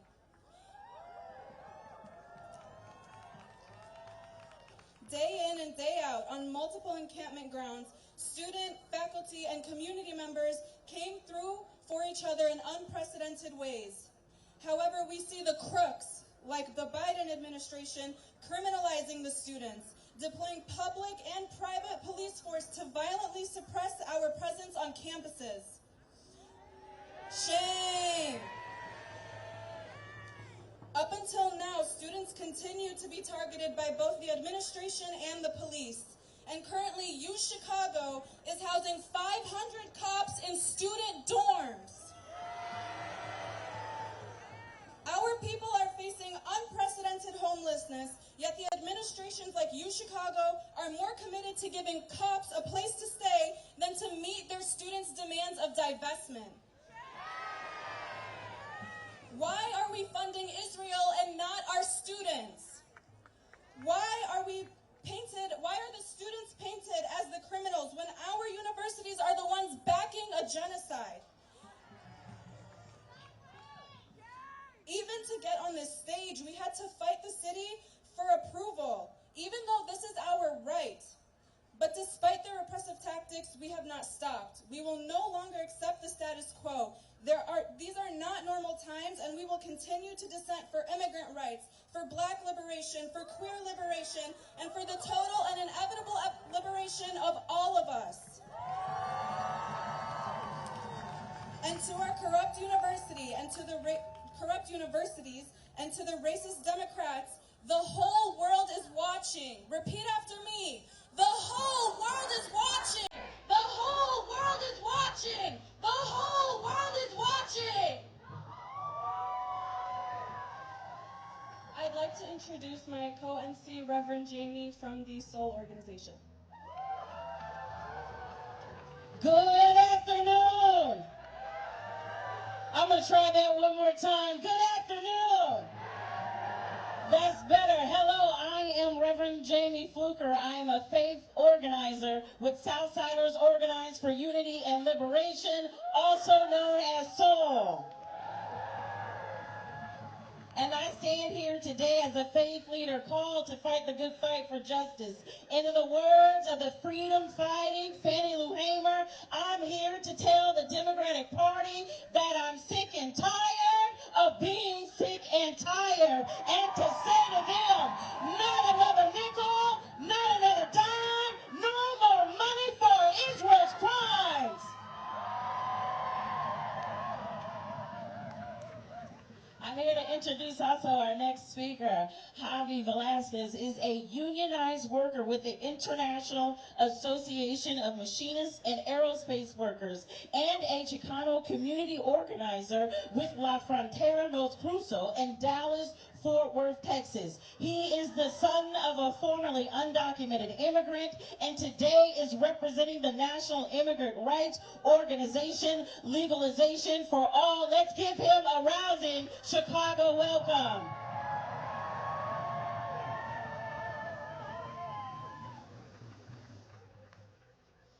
All power to the people. Let's try that again. All power to the people. It's much better, thank you. I'm Javi, she already introduced me, so I'm not going to go through that spiel, thank you. All right. The Legalization for All network is here in solidarity with the Palestine struggle. Our struggles are not isolated from one another. Both of our peoples live with the scars and constant threat of unfettered imperialism. We immigrants, we children of immigrants, are under attack. There has been a constant shift in our lifetimes, a rightward shift within the Democratic Party and their policies. Rather than lighten the weight of American imperialism that burdens the shoulders of hard-working immigrants, the Democrats, especially under Biden and Harris, have taken up anti-immigrant policy in an attempt to bring in Republican voters. Shame. Our borders are already being policed as if it were a war zone. With the same technology Israel uses from companies like Elbit Systems and Caterpillar, U.S. Border Patrol uses the same tactics to genocide and oppress our Palestinian brothers and sisters. We immigrants who come here for refuge within the belly of the beast gather in solidarity with the Palestinian liberation struggle and the Black liberation struggle against the ever-weakening U.S. imperialist project. We gathered in solidarity against the RNC, and we gather in solidarity today against the DNC for both parties' complicity in the imperial project at home and abroad.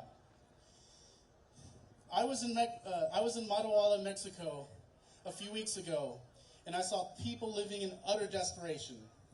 I saw families who marry off their 2 young daughters in hopes of one less mouth to feed in the house. I saw broken neighborhoods living in the shadow of toxic slab heaps dumped by mining corporations funded by U.S. capital that receive no environmental oversight, no worker safety standards. And this was just a tiny glimpse into what happens in the rest of Latin America. In Mexico, I saw families so full of love for their children that they do everything possible to make sure they are fed through very desperate conditions. Contradictory to the ongoing rhetoric of the right that these people are violent criminals, I saw hungry children and tired parents yearning for some sense of stability, yearning for some sense of safety. And these are the conditions from which people flee their homeland. We see through the lies they tell against our people, and we demand Harris put a stop to all anti-immigration policies. We demand an end to the border wall and border militarization. We demand an end to the demonization and exploitation of our people. We demand an end to the Palestinian genocide, and we demand legalization for all and equality for all. If you're interested in joining us, you can follow Legalization for All Network on all social media. And I'll leave you with an oldie but a goldie. El pueblo unido jamás será vencido. El pueblo unido jamás será vencido. Thank you. Let's give it up for Javi. Show me what democracy looks like. Show me what democracy looks like.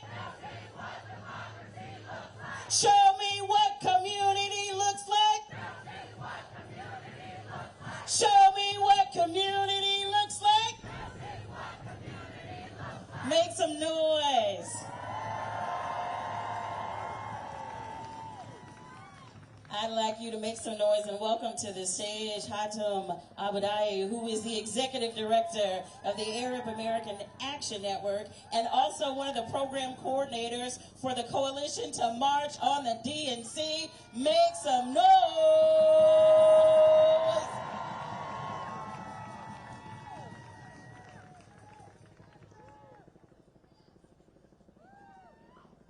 Give it up for the MCs, Abla and Reverend Jamie. Hey y'all, this is incredible. Look at yourselves. Look at yourselves. 15,000 people that are in the park today right now. 15,000 people representing all of the major issues and communities in this country. Black liberation, immigrant rights, reproductive rights, women's rights, workers' rights, the right to strike, the right to unionize. The rank and file workers here, the black community members here, the documented and undocumented immigrants that are here. How powerful this is to be together, all of us. They asked me ad nauseum, what makes a success for a protest like this? And I said, I don't give a shit what happens at the DNC. This is the success already. You've already accomplished it. This is what Killer Kamala and Genocide Joe and Baby Killer Blinken and all the rest of the Democratic Party in there, we're not going to let them get a pass. We don't let Durbin or Schumer or Jeffries or Pelosi or any of the top Democrats get a pass. And this is what they're afraid of. They're afraid of all of us. They're afraid of the unity between black and Palestinian people in this country. They're afraid of the unity between Palestinian people and undocumented immigrants in this country. They're afraid of the unity of the working class and the rank and file workers and the Palestinian people in this country. So I want to thank every single one of you for being here. I want to thank you for what you do for us and for our families and for our people in Palestine.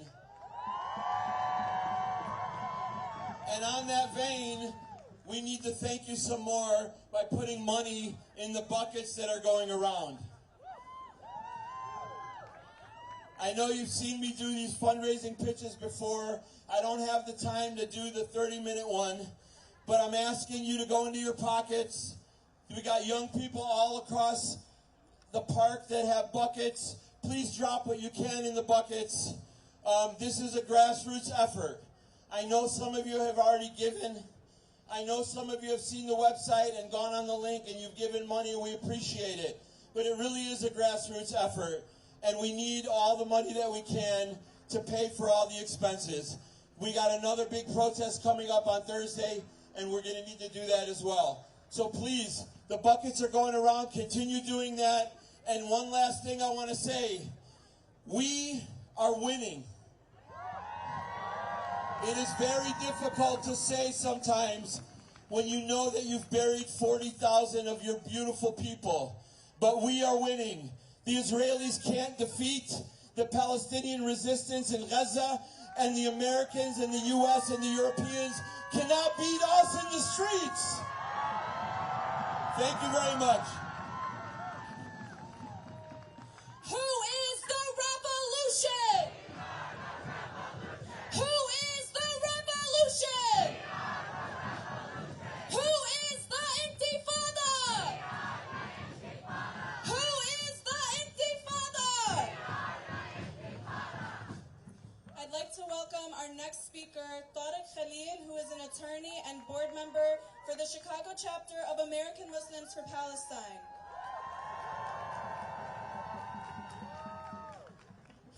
He likes to take on modern Palestinian history and Palestinian rights under international law.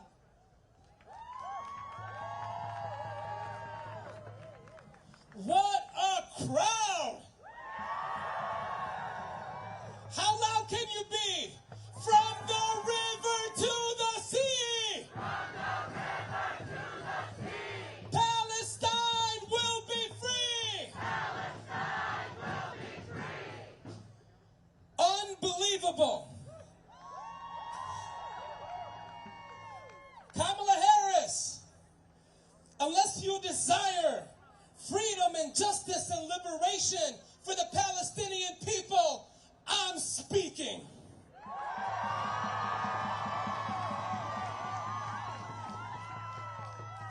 You, Kamala, and the administration to which you belong have been openly, proudly, and disgustingly complicit in the first live stream genocide in the history of the world.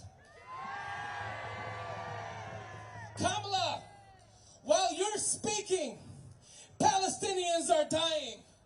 While you're speaking, schools, hospitals, and mosques have been bombed and destroyed. While you're speaking, children, women, journalists, doctors, nurses, students, academics, scientists have been killed while you're speaking, all with our tax dollars and U.S.-made weapons. Shame on you!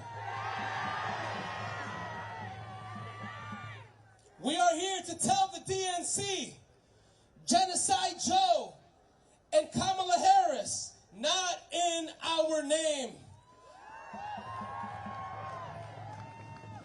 Your hands are covered in the blood of Palestinian children, not in our name.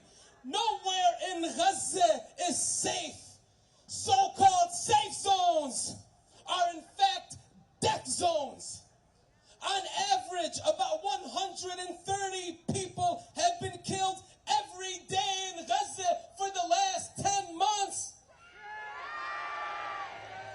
You, Biden, you, Kamala, have done nothing. You could have ended this. You could have ended this a long time ago. You could have ended this when Prime Minister Netanyahu promised to operate forcefully everywhere. You could have ended it when Defense Minister Yoav Gallant declared no electricity, no fuel, no water, and called us human animals.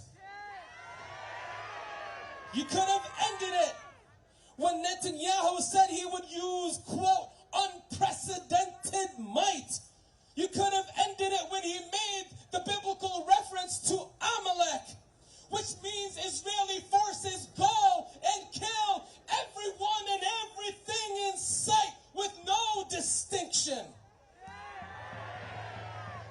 You could have ended it when Likud Minister Avi Dichter said, quote, "We are now rolling the Gaza Nakbeh."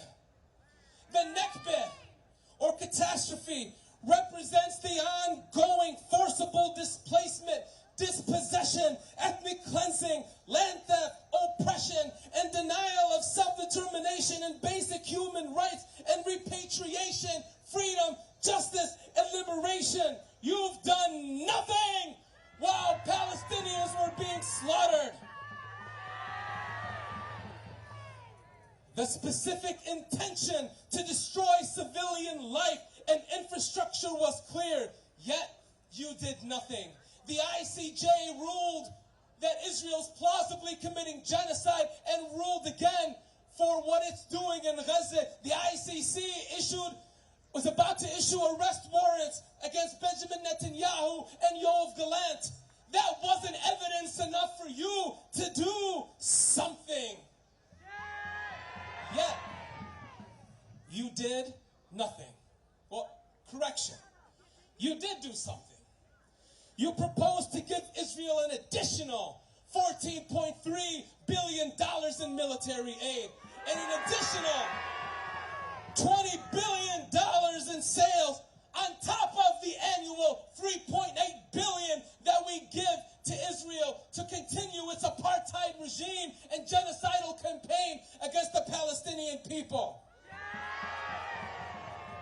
Rather than use the funds to help the schools in inner cities, to help people achieve basic dignity in their own home here in the United States, help them in housing, help them in schools, help them in basic infrastructure, give the American people that money so that we can develop ourselves. But instead, you're using it to destroy an entire civilian population. Shame on you. I know we've heard a lot about Project 2025. Here's our Project 2025. Free, free.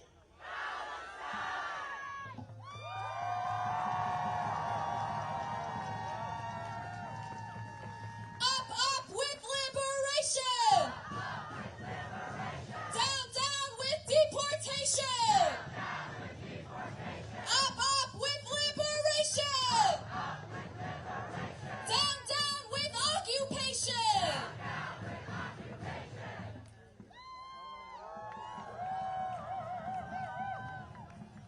I'd like to introduce Sydney Loving, who has been active in the Black liberation movement and the fight against police crime since 2015, leading work in Dallas and nationally. She sits on the Central Committee of Freedom Road Socialist Organization, a revolutionary organization with a long history of solidarity with Palestine and active in the trade unions, Black and Chicano liberation movements, anti-war organizing, and many other fronts of the people's struggles.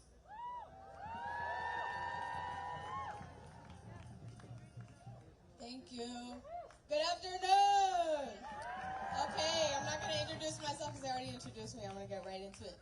We're marching today.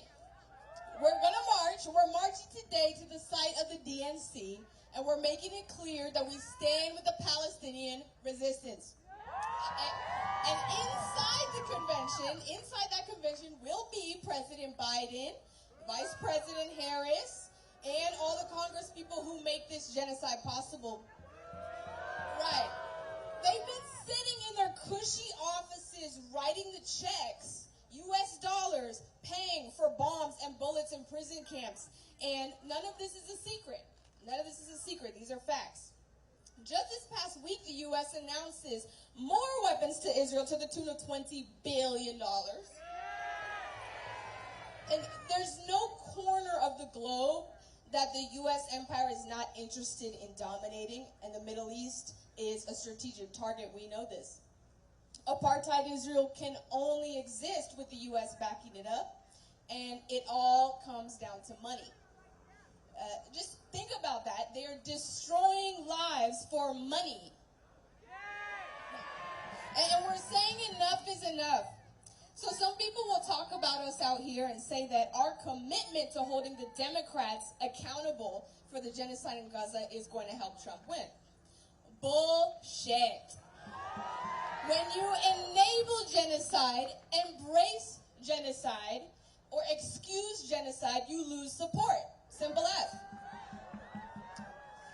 If they want us and all the progressive forces to line up behind them and support them, then they have to earn it. So we have a people's agenda here today, demanding money for jobs, schools, healthcare, not a war. And the reason we have to be out here demanding the basic rights that everyday people need to live is because the monopoly capitalists who run this country are getting rich off this system. They're getting rich off the system that forces us into the struggle to change things. Somebody's getting rich off the genocide in Palestine. But this system will not last. We're building a revolutionary movement to take back our power because we want to build something better for everybody. Working class and oppressed people deserve a real future.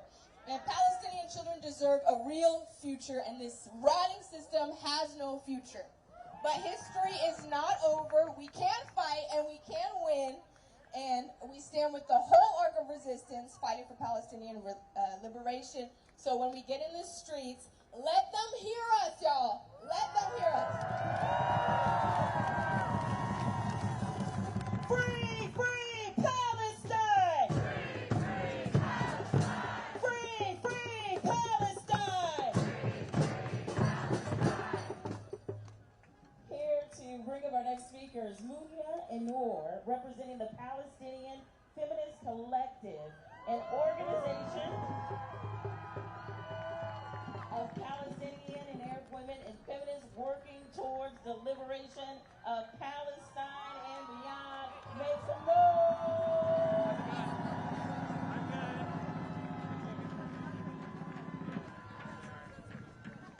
Hi, everyone. How are you doing? I'm Noor, and this is Mona, and we are part of the Palestinian Feminist Collective. Are we fired up for Palestine? I can't hear you.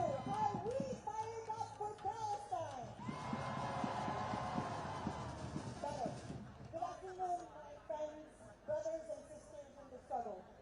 For nearly a year now, we have remained steadfast in our rage and grief as we confront the U.S. war machine.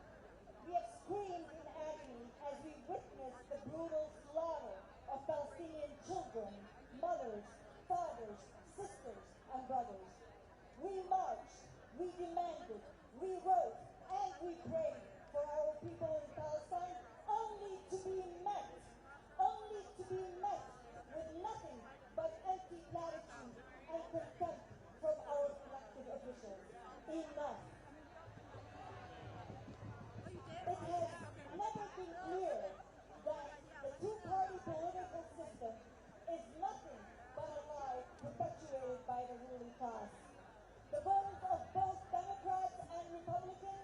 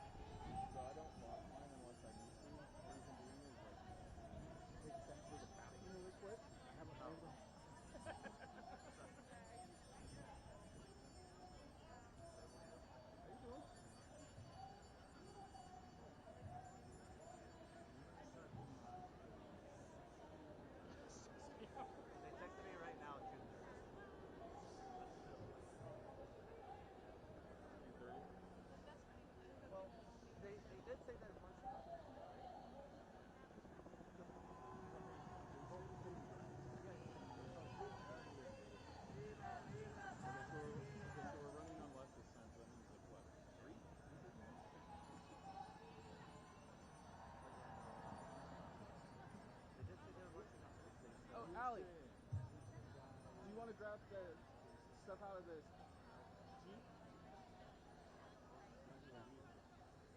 Oh, okay.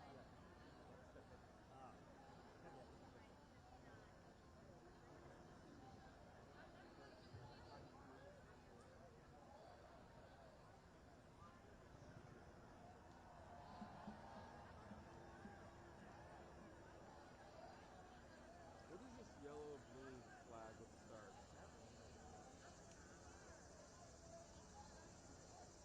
Okay, what is this coming out?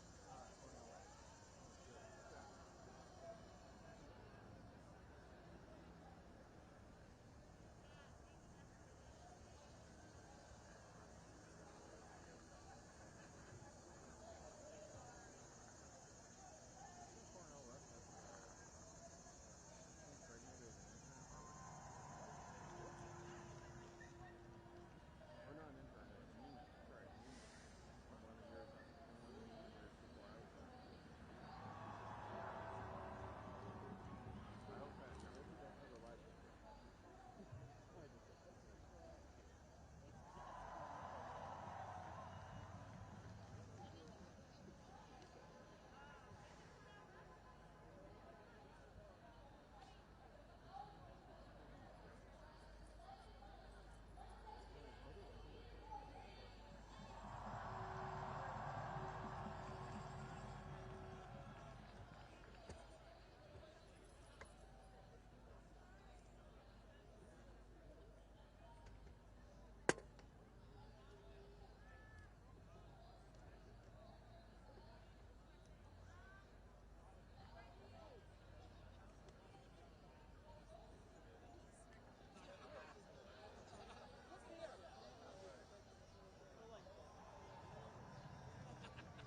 All right, guys, we're gonna go in the shade. It's a little hot. We're about to go now. Yeah, let's go in the shade.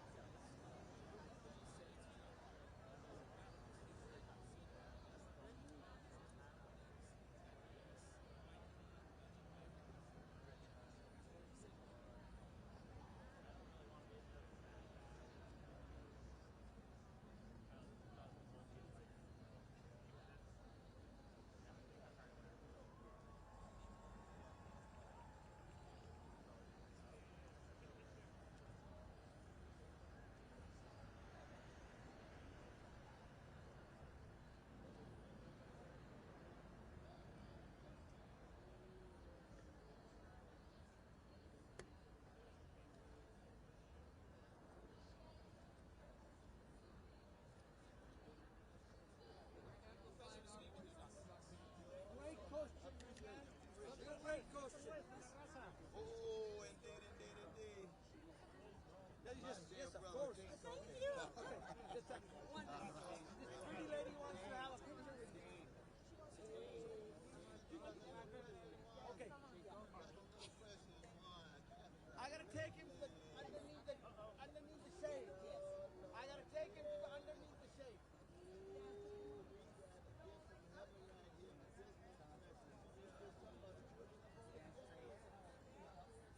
I gotta take Dr. West to underneath the shade. Let's get together.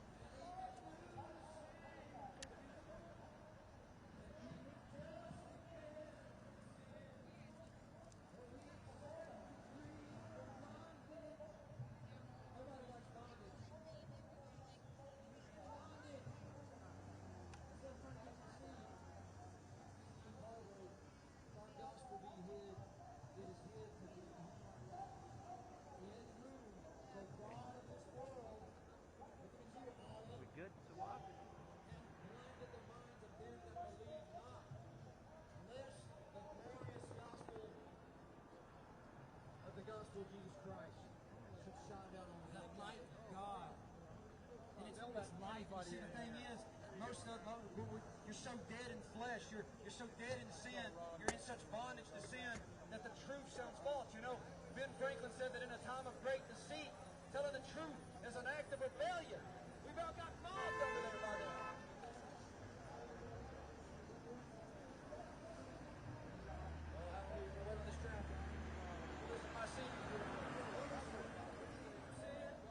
He set my brothers free from sin.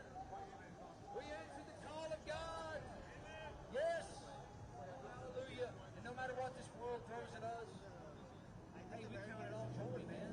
I love you guys. But you have that peace, man. Peace in the storm. We're out here, you know what? Life is about storms. You're either going in one, you're going through one, or you're coming out of one. But you're always in a storm of something. It's always something going on. Something always got to be fixed. Something's always breaking.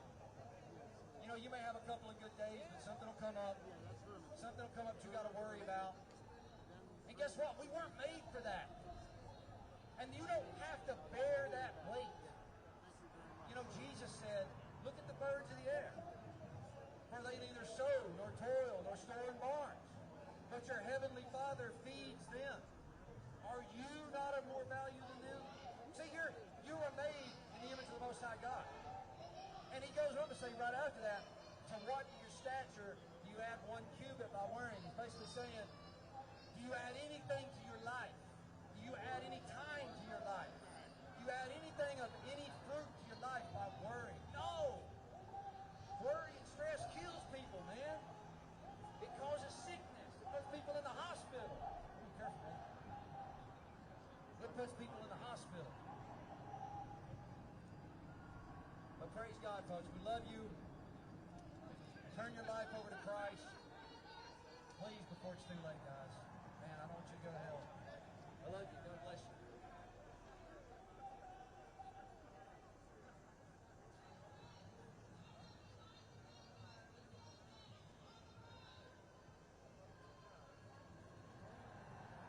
Yeah, so I'm worried.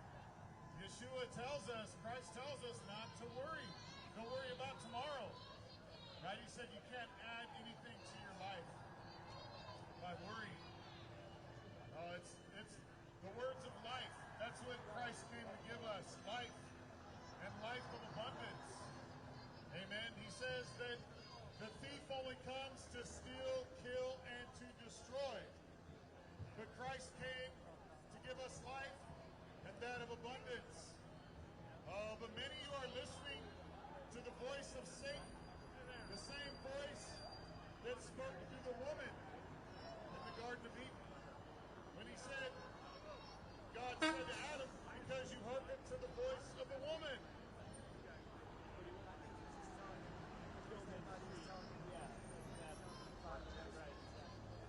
Oh, many of you are being led astray by the lies of Satan, the lies of this world. The God of this world has blinded the minds of them that believe not. Do you believe? Do you believe the gospel? If not, you're being guided into sin. You're being guided into the gutter. Right now, you are. You're being led astray by Satan and his lies. All of this junk is just leading you astray from God. The Word of God will bring you in. Jesus says, I'm the way, the truth, and the life. No man comes to the Father but by me. You're not going to get to heaven any other way. These movements will not get you anywhere. They're all meaningless. Oh, Solomon, he was one of the wisest men. Actually, Christ said he was the wisest man that ever walked the earth. He had all the wisdom and all the knowledge. And he said it was all meaningless and all empty. It was all vanity. Vanity of vanity, says the preacher. He says all is vanity. You're following after vanity. You're following after emptiness. There is no weight to any of this. It will all be crushed in the day of the Lord. The day of the Lord is a terrible, dark day. It's a day of judgment. Oh, you need to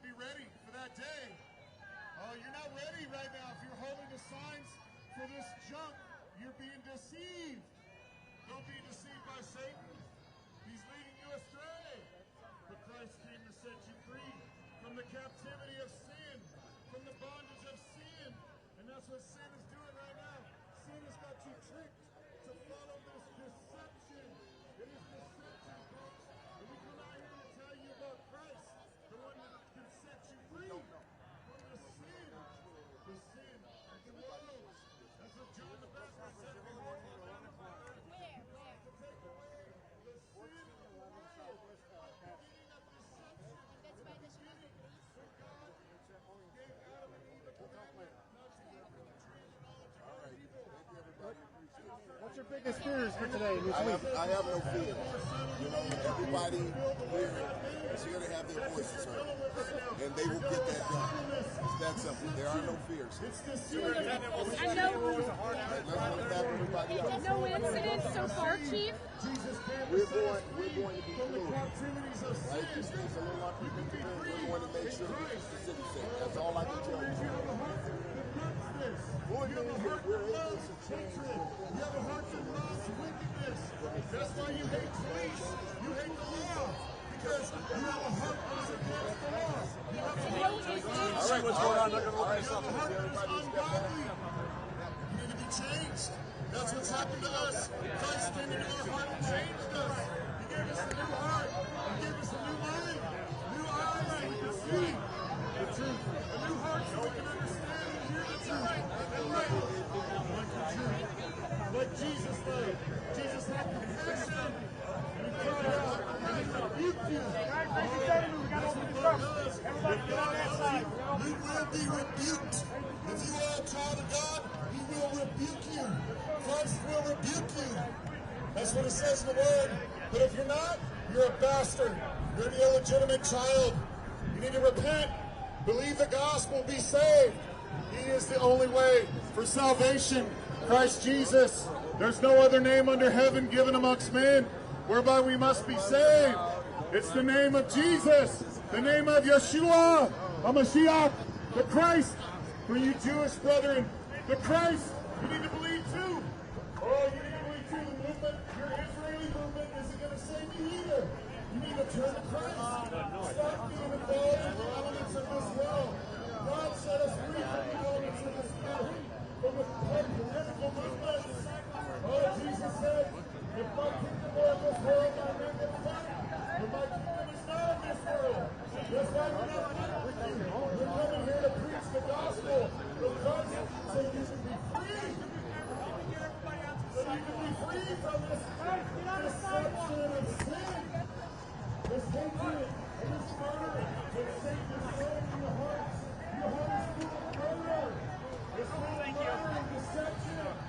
You believe in the lie, but you love it. You love the lie. That's what Christ said. He said, men love darkness more than light because their deeds are evil. That's why you love the darkness, because your deeds are evil. You're covered in wickedness.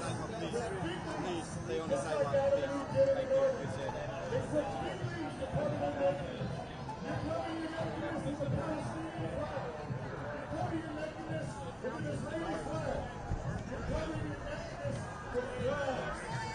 Oh, you're not going to do it. You're going to melt. You're going to be burned away on the day of judgment. You will not stand in the presence of God with a flag saying like this. It's not going to happen. It is deception. You need to be clothed in Christ. Christ Jesus. The one who came to set us free. The man, Christ Jesus. Father, Son, and Holy God. The one who mediated between God and man. The man, Christ Jesus. The one who came into the world. The one who was obedient. The obedient son. Oh, he was tempted just like us in all points. Yet he did not sin. He didn't sin. Amen. And the Father said, the Father blessed him and said, this is my beloved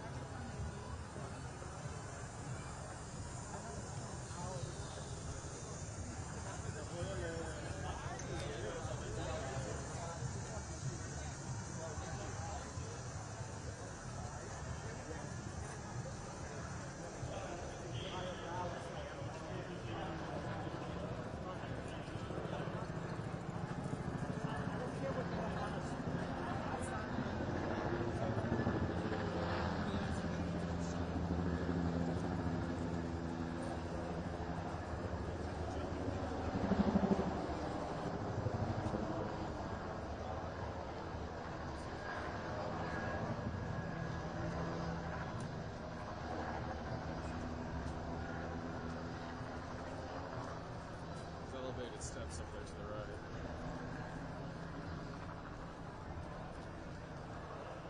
The trees might be in the way.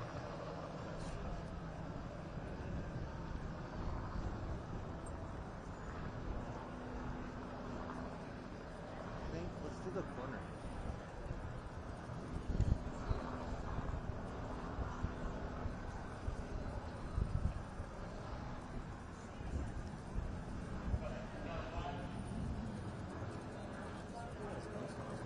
Huh?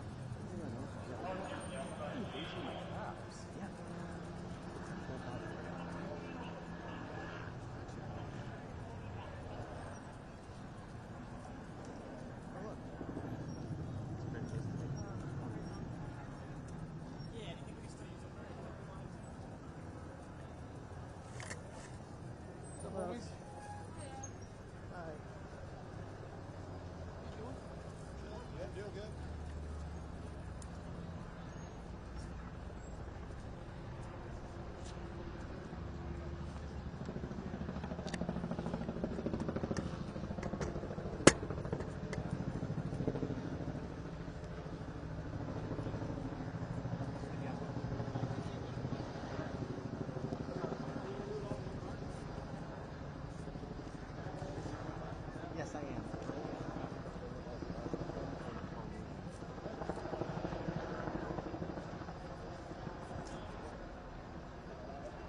Yeah, you will find someone on your way here.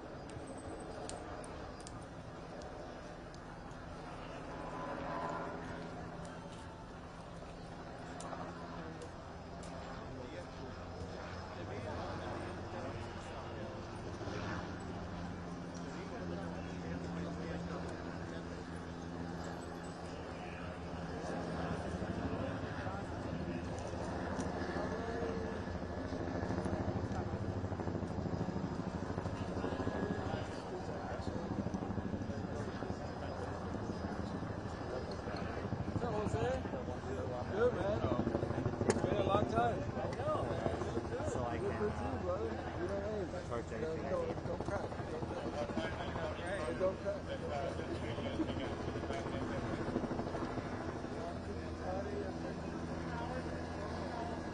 Are you going inside later?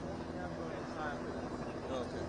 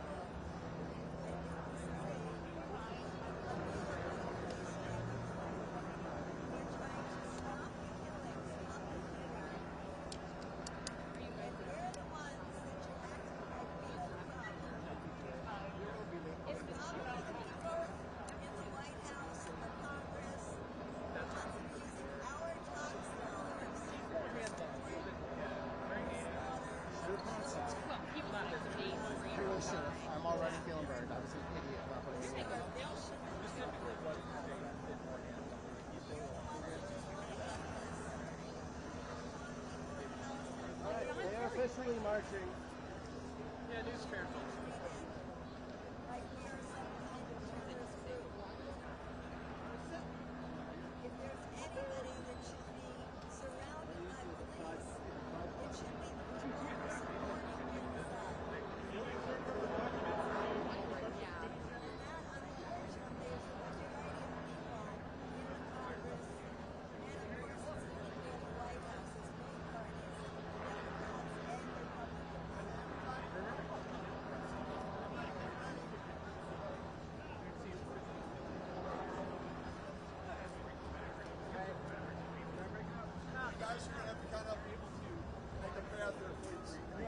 Our goal is to march with them and stay ahead of them.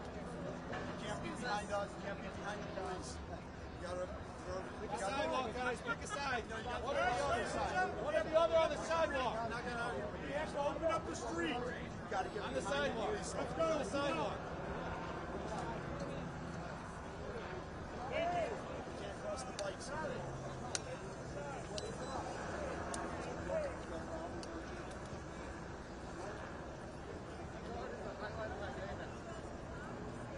Johnny, sit! Sit! Sit!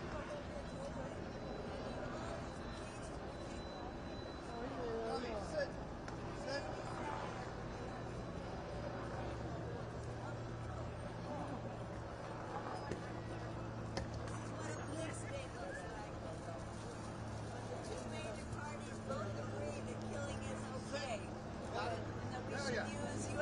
Is he yours? Yeah. What's his name? Travis. Travis? Yeah.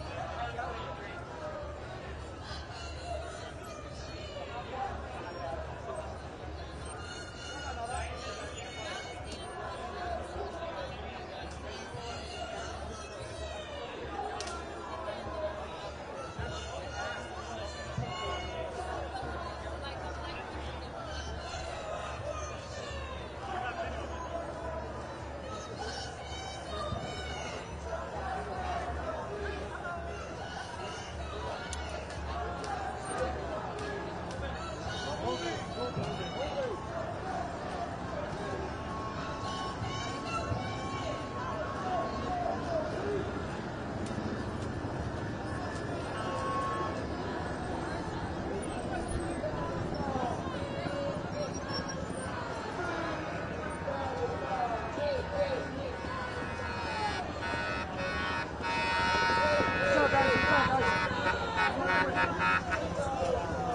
another day gone, not another die.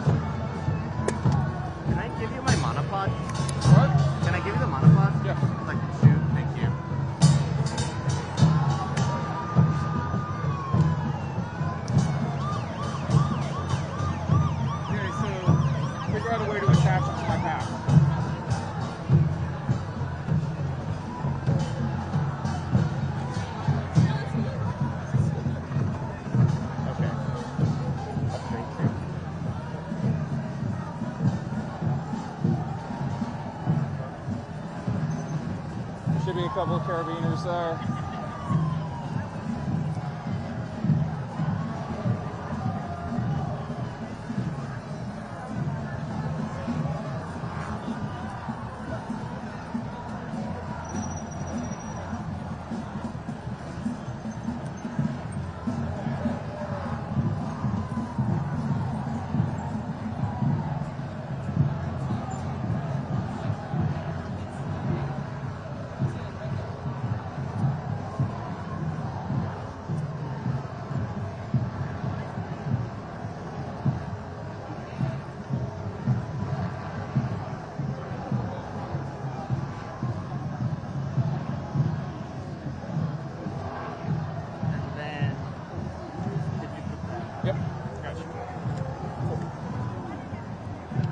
There we go.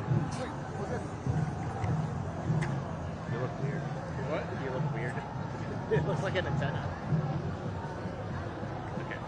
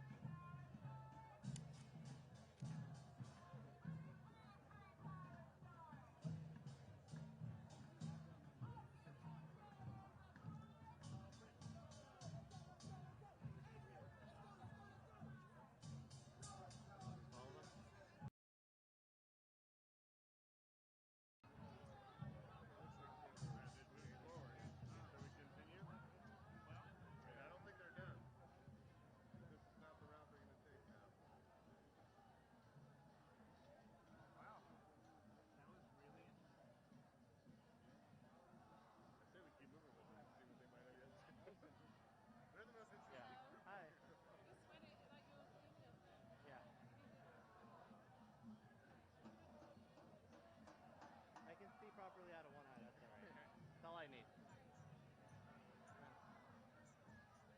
Okay.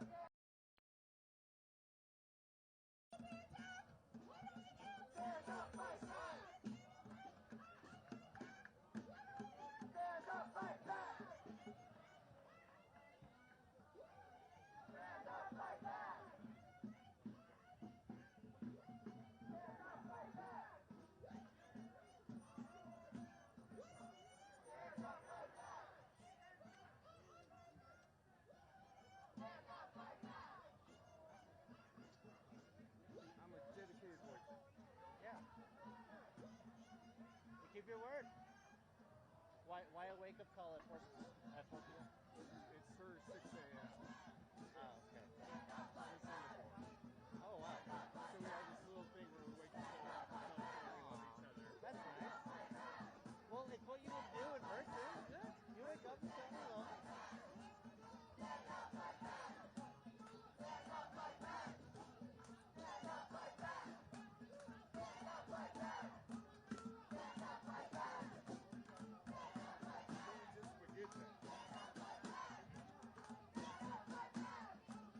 I didn't have to. I just wanted to be cute. This is Noah. I love you. Also, I'm here.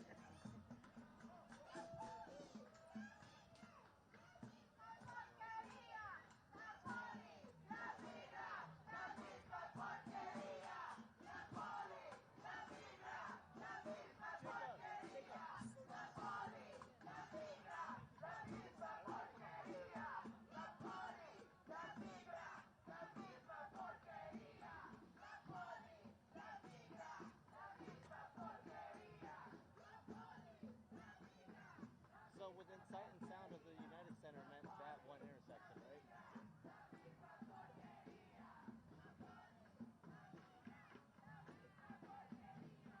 was a controlled entry point for vehicles. Yeah. Now we know where to pay extra attention on Thursday. Yeah.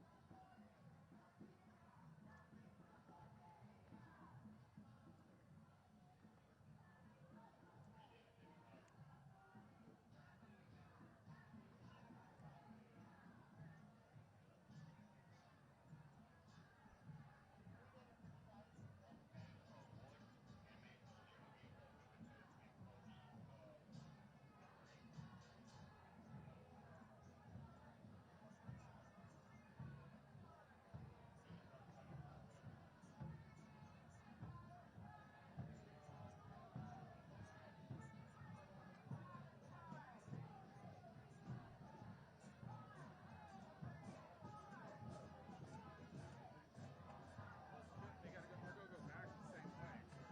Yeah. Wait, what? They're gonna go back the same way. No, they're going. It's a loop. So they go, oh, okay. Yeah. So they go back over there. Okay. Which is where I told Sandra's gonna take over the live. Okay. And I told her just walk opposite of the route.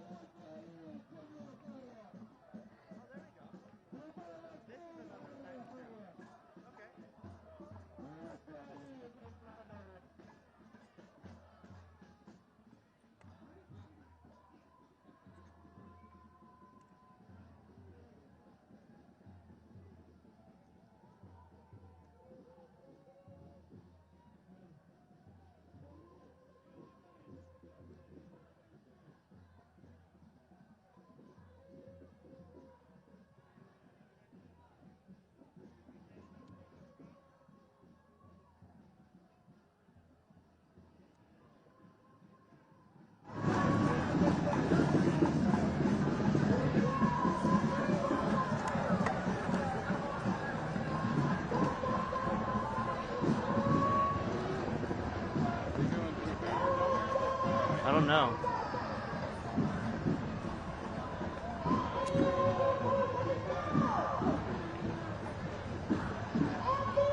I think this is just like their second location.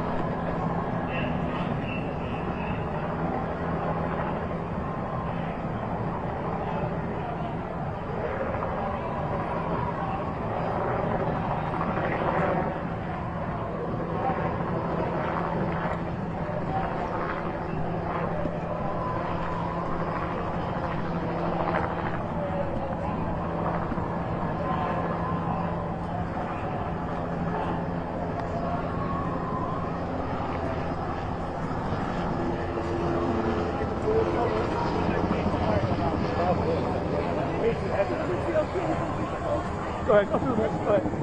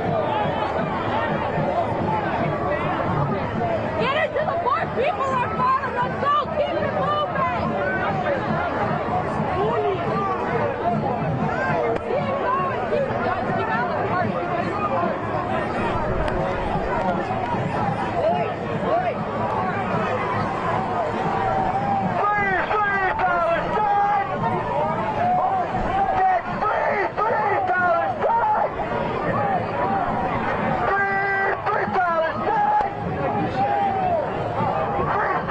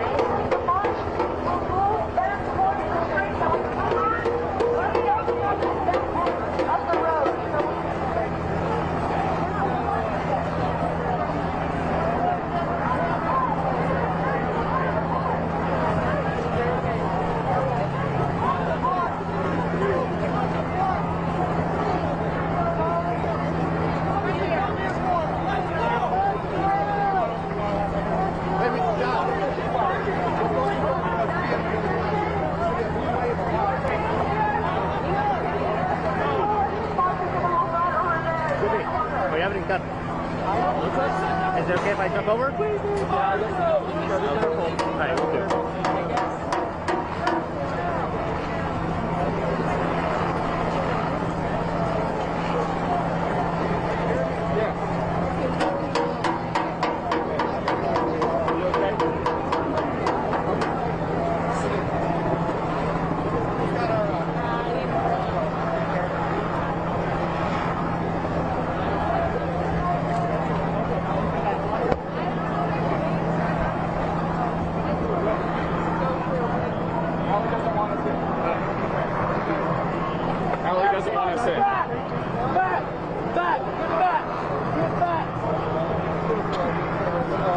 I can see officers still lining the things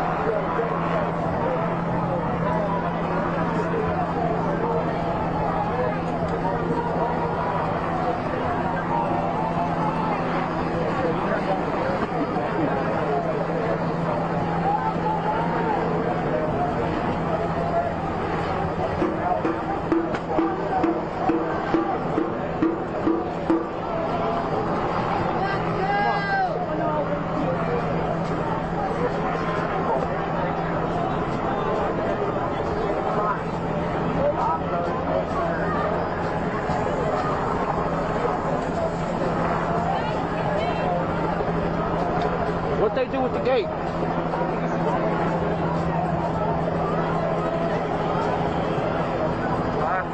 Back to the main room on the street. Everybody. That's Andrea. Yeah, it's that time.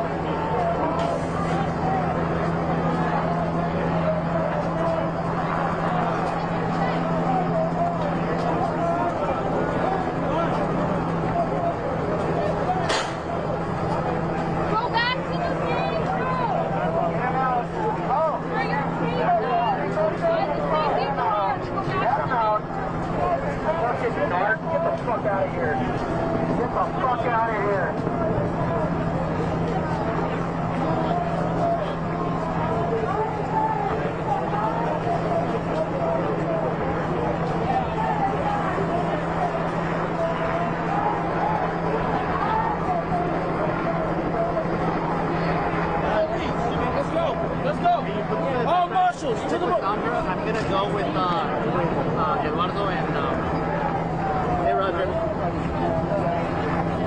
Hey. Get it. Yes, but I can't right now. Okay. Yeah, sorry. All right. Thank you. Bye.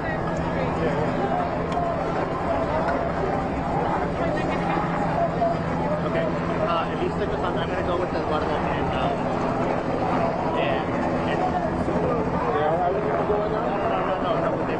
Oh, they went that way. Okay, all right. Go. Hey, Gary, this guy's an asshole, and he's calling you because he doesn't know what to do. He really doesn't know what to do because the man was doing anything wrong, but not by anybody who's doing anything wrong. So he's really upset because he's kind of a man-child. He can tell somebody who's that old and wears clothes.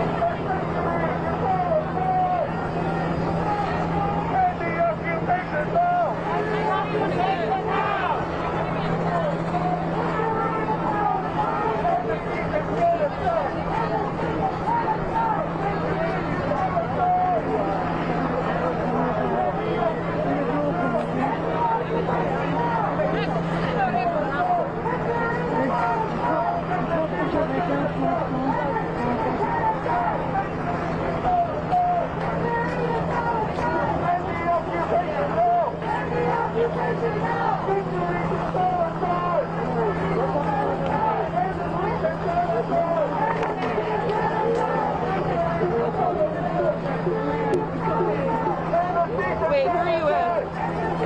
Alright. Alright, you're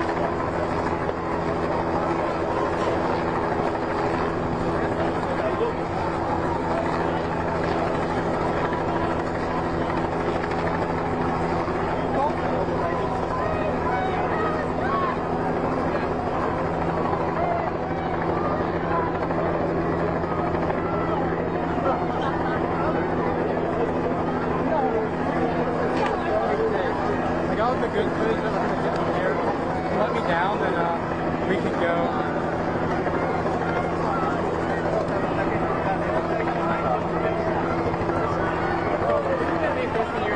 Wait, don't be spot.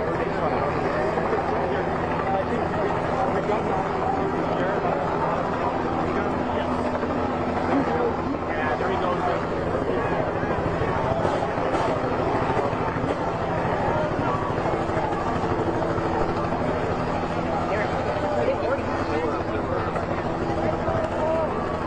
Stick together.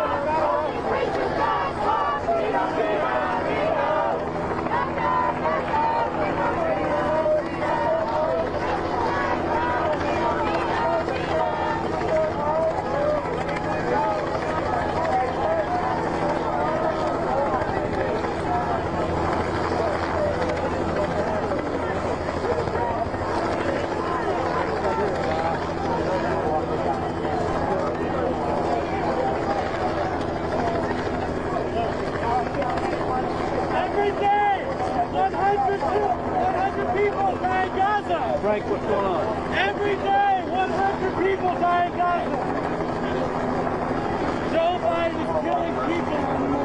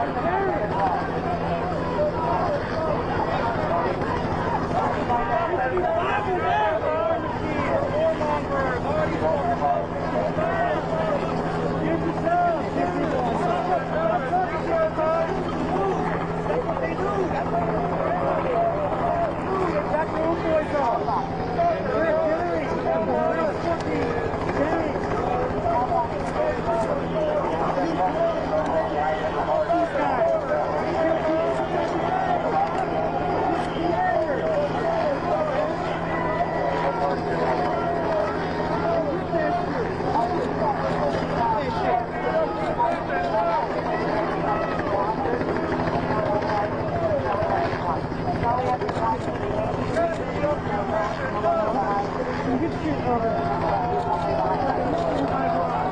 crowd is over 15,000 people. This crowd is over 15,000 people. That's how many children have died in Gaza. Seeing all these people, Israel, children. That's how many children Joe Biden, Kamala Harris have murdered in 10 months.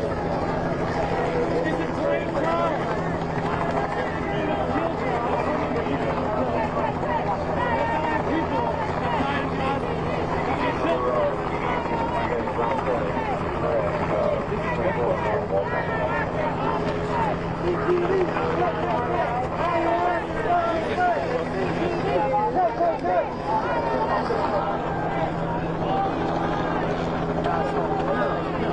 Yeah, if we can ever do that, we can use it for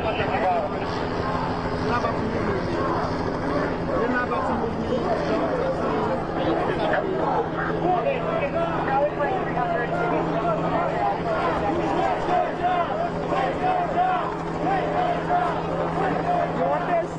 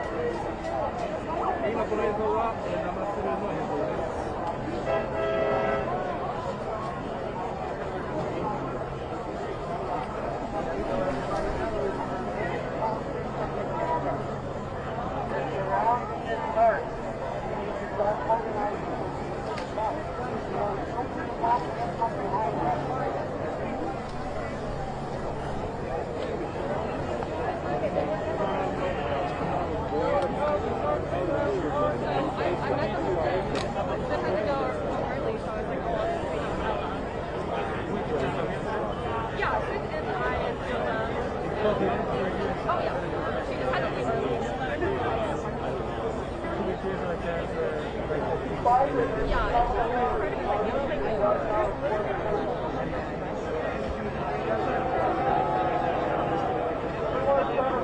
Hey, does anyone know who got arrested with the National Guard?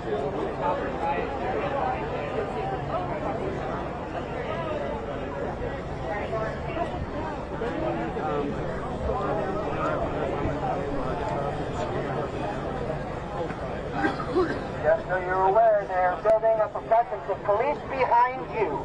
Now is probably the time to leave this area.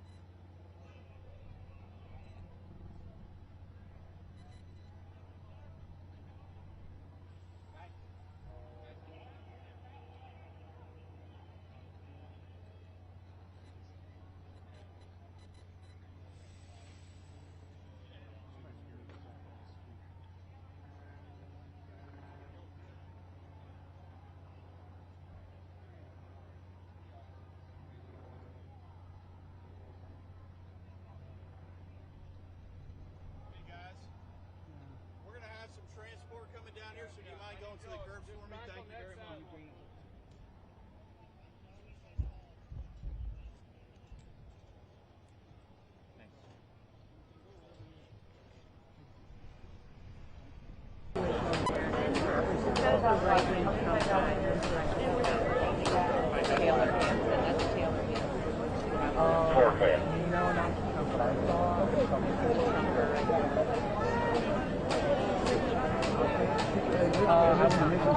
Four and the pressure main is outside 693. Charlie Tony there on Vancouver down and then go to the close.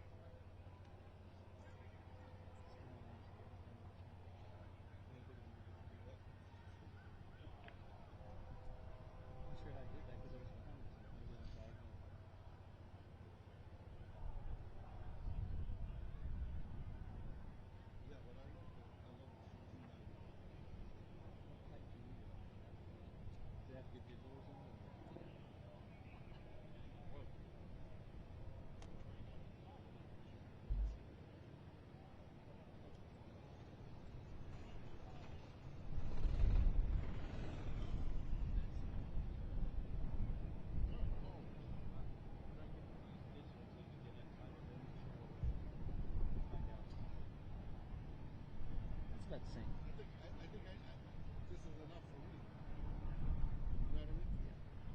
Yeah, I can get from like me. I need the Epic Sign and that's it. Oh, yeah. I just don't think it's worth it. It's weird. It's heavy. Huh? It's heavy. The picture's beautiful.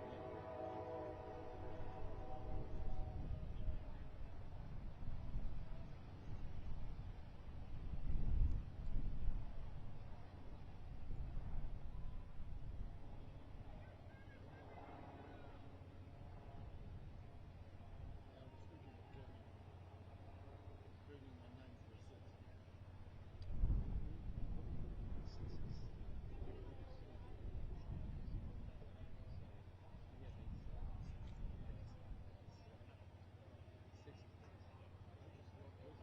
Just the ability to do this.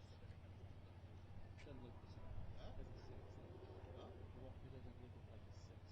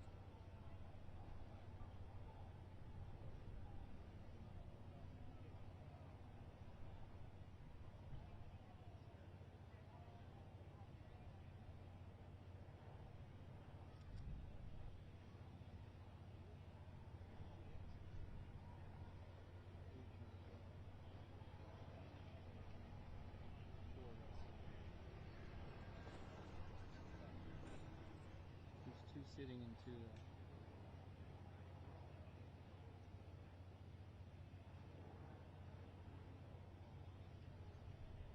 You definitely look like a girl. You turned around.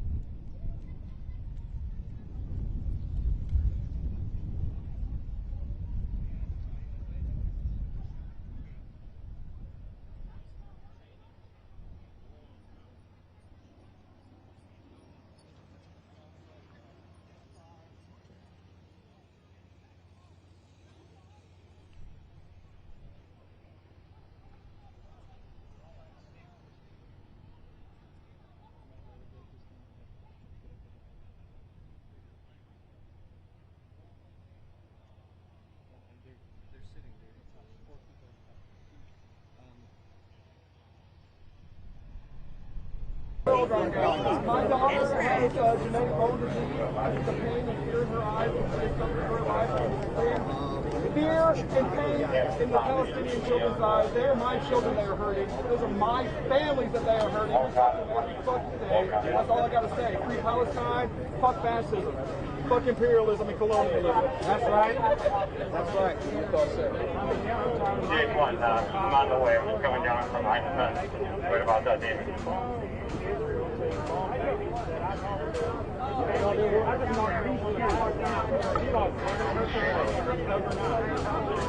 43.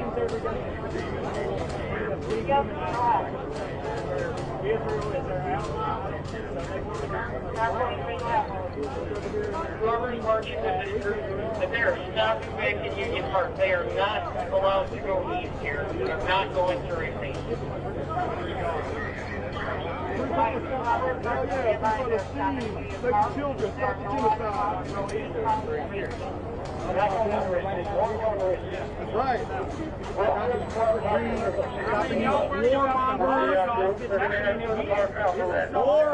War. That's all you want is war. There's homeless people out here. People that need jobs, people that need health care.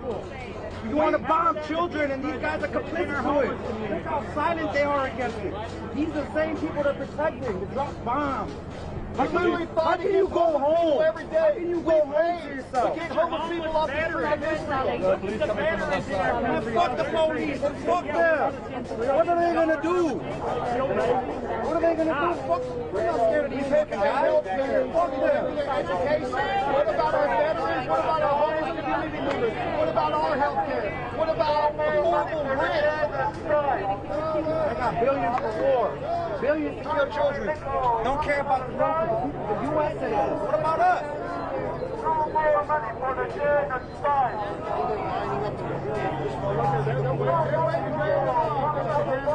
Hey Alexandra, I'm just watching them. We start moving on.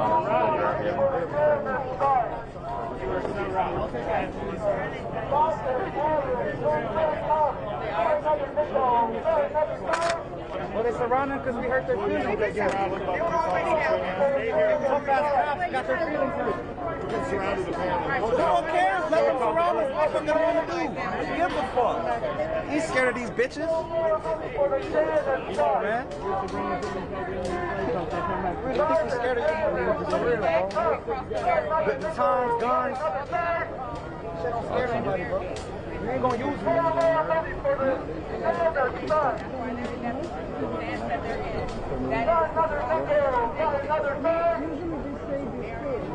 Get ready to kill civilians like this. He's ready.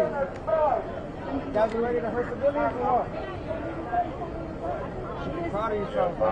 400 years of history. You did it. You did it, man. Real proud of So big, so bad. Go home.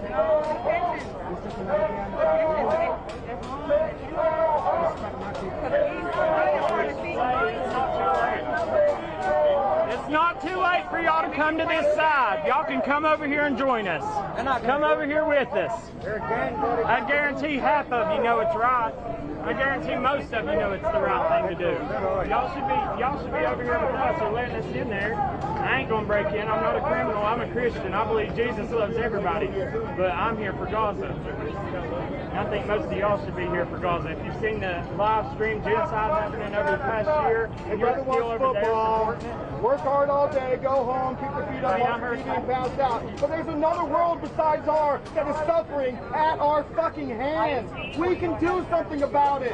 We can save the world. You can do something about it. Wake the fuck up. You can all do something about it. You can be the spark that starts a wildfire. You can come over here and it would change everything. If you came over, it only took fucking one of us to start a fucking revolution. We don't want to fight with y'all. Well. We want to be on your side, but y'all don't want to protect and serve us. You want to protect and serve the corrupt. You think of us as the enemy. We know how y'all work. We're the enemy. Y'all at war with us. That's not true because we're your people. You shouldn't be at war with us. You should be at war against the people that are coming for you and your family. Warmongers. That's what they want. The money is worth more than the lives. The money is worth more than their lives. That's what it comes down to. I lost my job due to this. I don't care a bit. I got 5 babies at the home at my house depending on me. That money ain't more important to me than their lives in Gaza. Just saying. You're not enter the front of the park. Start coming down almost the whole way. Soul search. They do. Y'all got to get right with Jesus is what y'all need to do. They don't care. Not Gaza. Hey, smoke Gaza, not Gaza. That's right, brother. Free Palestine from the river to the sea. Hallelujah, will be free. I have a better song. You got a better song? Let's say oink oink oink. Hunter Biden after party. Hey! Hunter Biden after party. Are y'all invited? Oh no, they don't invite y'all because they don't give a fuck about y'all. You know that, right? These guys are trolling. Why wouldn't they invite the people that helped them get there? They don't care about you. Just like the top boss, they don't give a fuck about the people underneath them. They make the money while you get the scraps. You tired of scraps? I am. I'm tired of the scraps, aren't you? Come on. Hey, you got a lot more to pick up. There's a lot. I mean, whatever, you know what I mean. I'm on you. I'm going way down there. Yeah, it seems that's a brand like oh,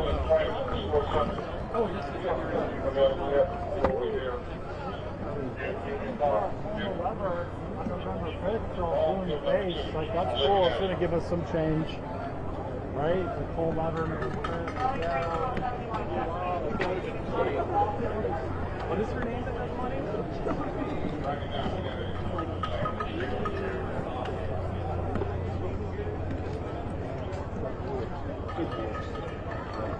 Governing his policies. What do you think are the biggest issues facing him?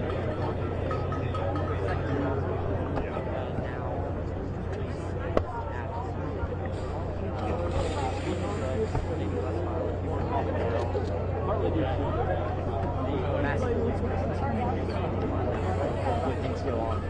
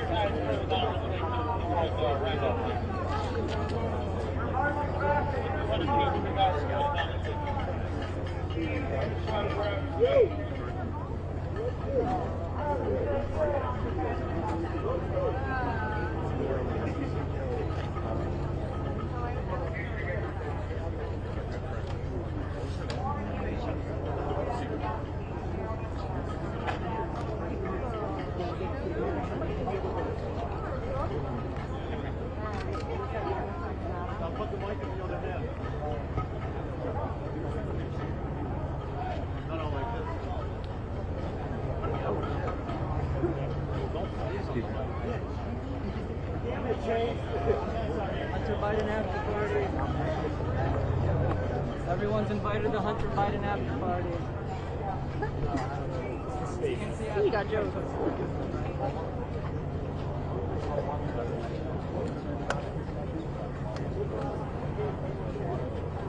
Oh, this is cool.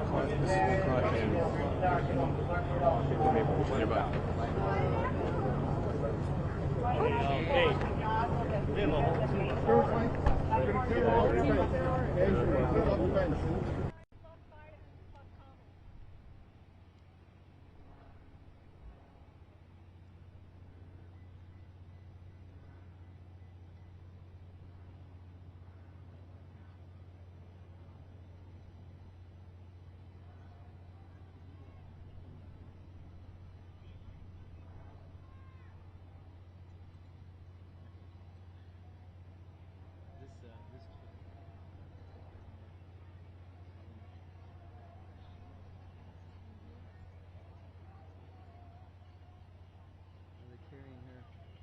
But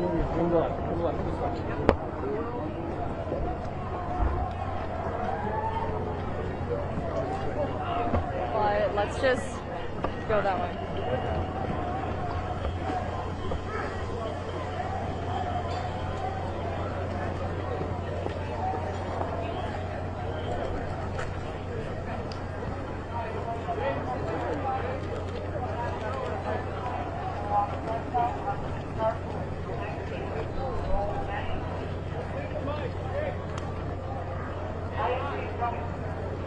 George with the big line right at walk on. Alright, come. Okay. Well, these guys are good to go clear the park. Possibly. So we need to go. We need to push out that way. But they'll tell us it's closed.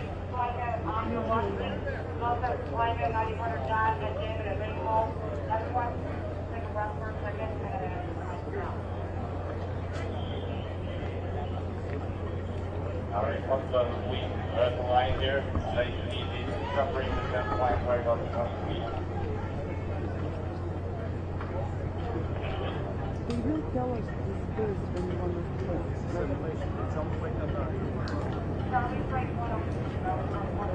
About 20 feet to 49 control. About 20 feet from the 10 line to south, northbound. Alright, 557, about 20 feet from the 10 line. Little 19 feet. Charlie Frank 102 formation. Charlie Frank 102.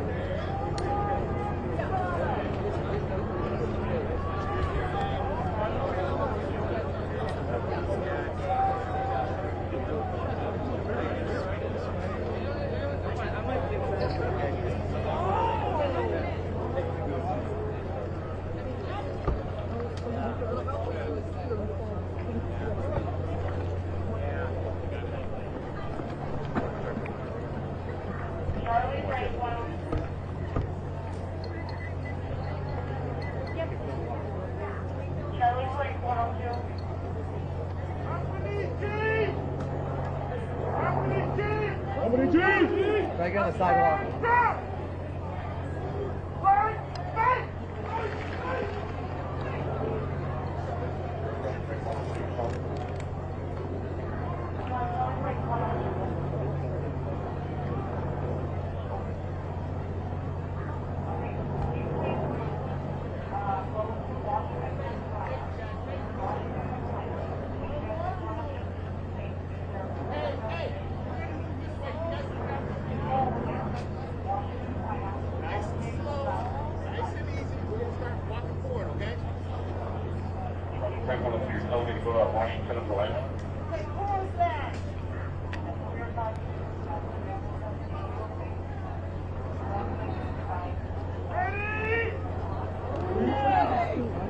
Sometimes you think that Has to stop. oh, that's good. Yeah. Order!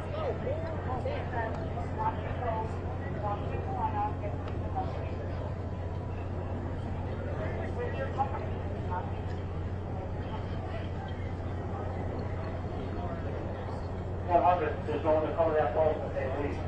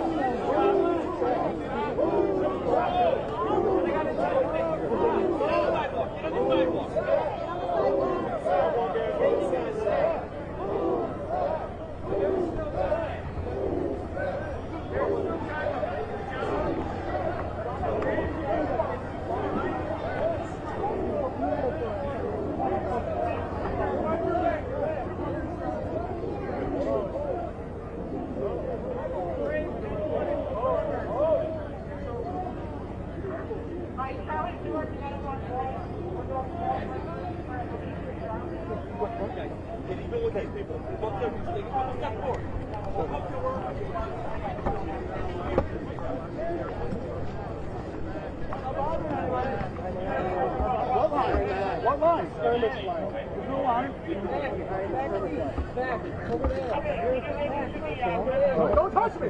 Don't touch me! Don't touch me! Don't touch me! I'm moving back! Don't touch me!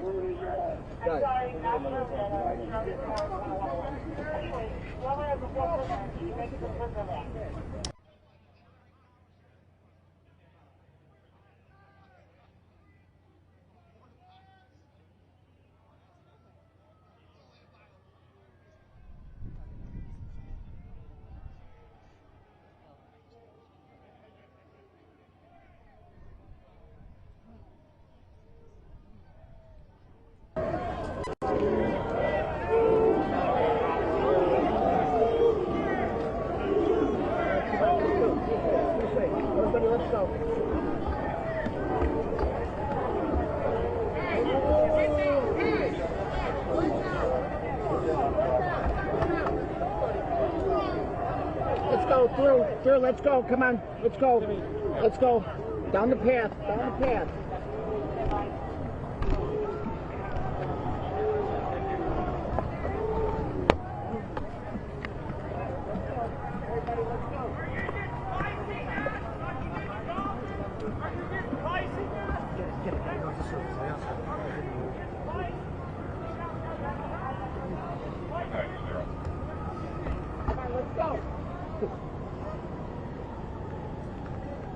Down the path, down the path.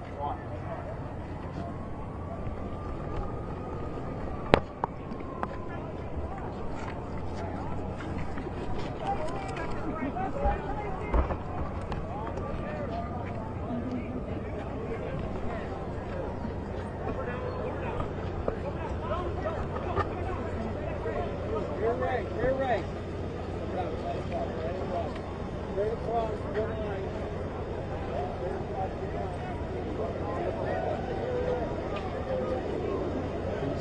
Yeah.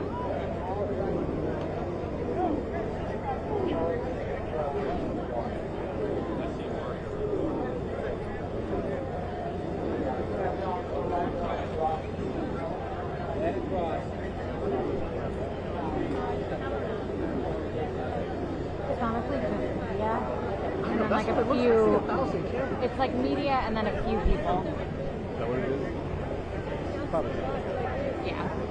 Boy, he's not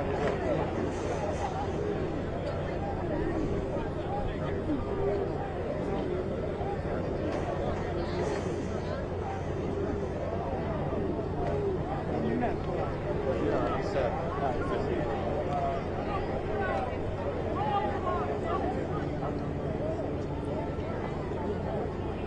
You gotta find a way to use that.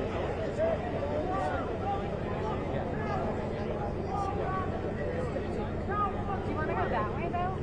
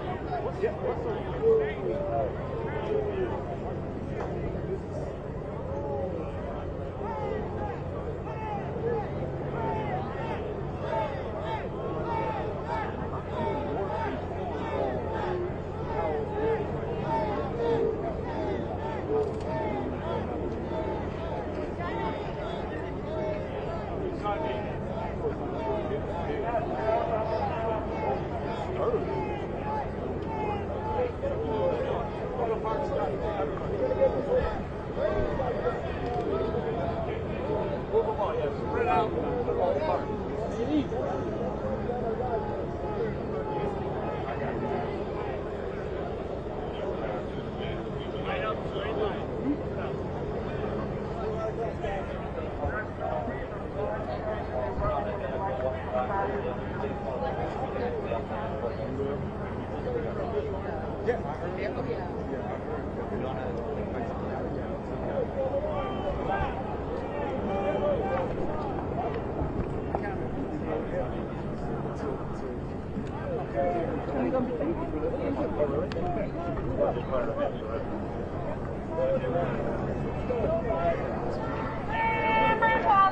just don't want an excuse for a cop to.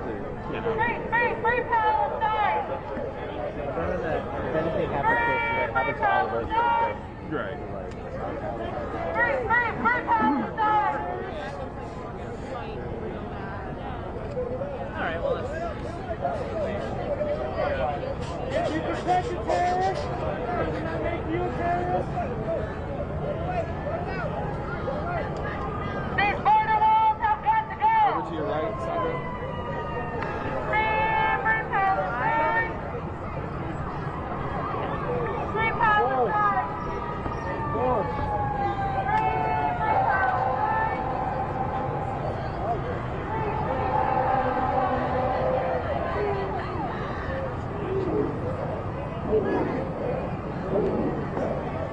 back! Move back! Move back! Move back! Move back!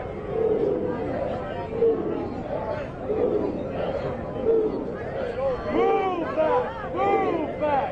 Move back! Move back! Move back! Move back! Company G, verbal direction, move back! Everybody, let's go! Move back! Move back! Move back! Move back! Move back! Move back! Move back! Move back! Next step. You got the gun down. Move back! Move back! Move back! Move back! Move back! Move back! Move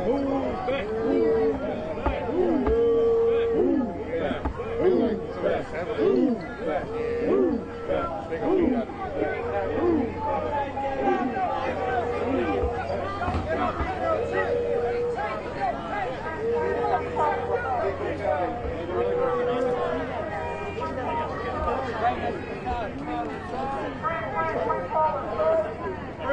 Free Palestine!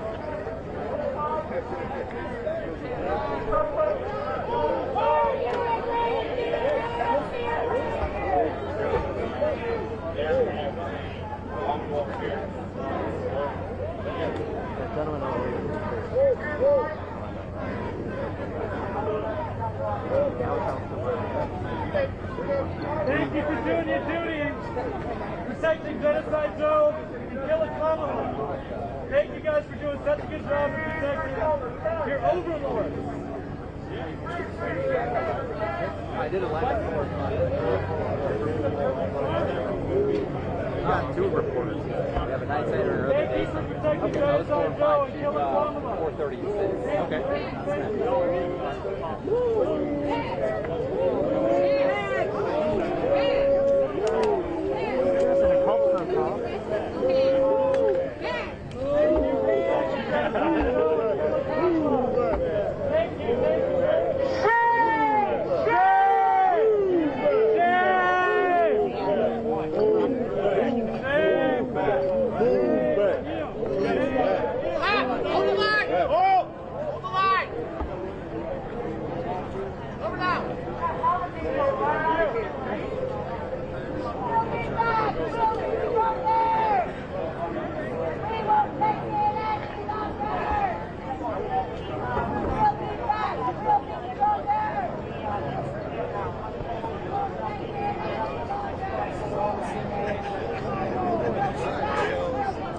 Everybody's going to feel really silly when all the news breaks that this isn't real. I already told you this is a holographic reality. People are fighting each other for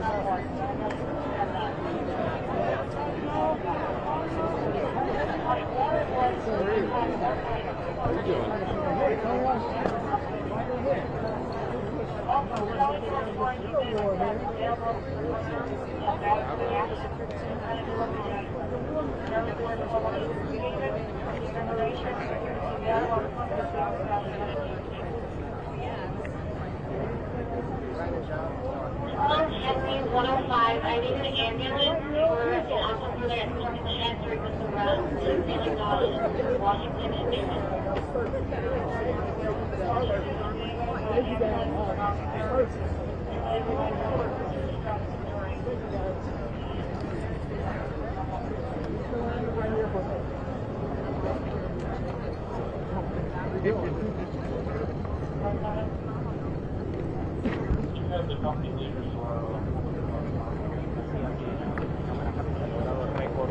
Hey, Samad, am I talking over video?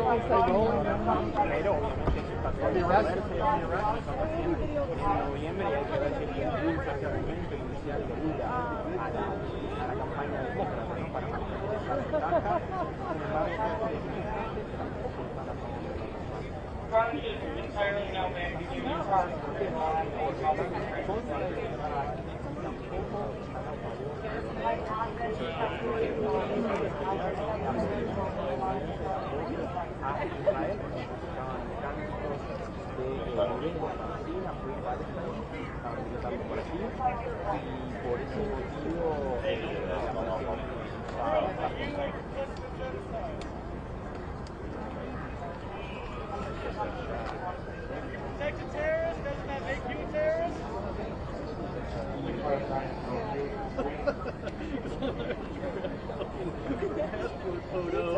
And you're like, I'm like, that looks really good, man.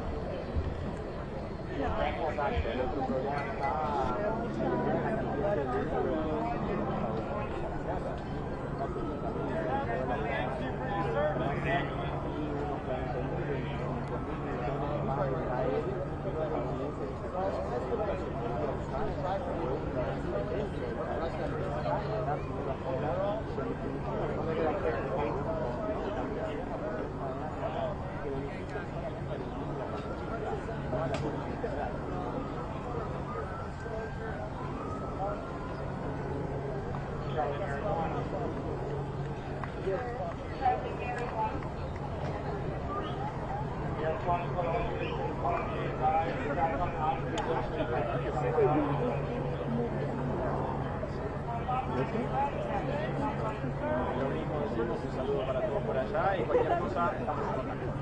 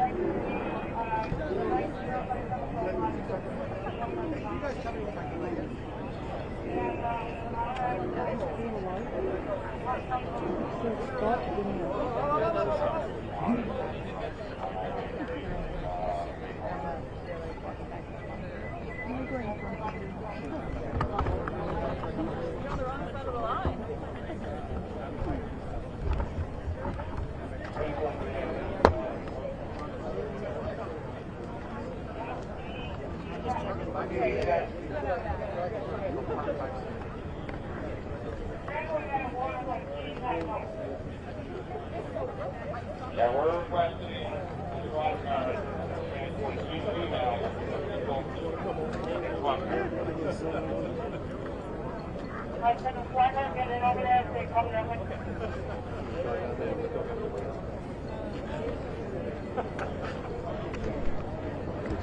Quite different.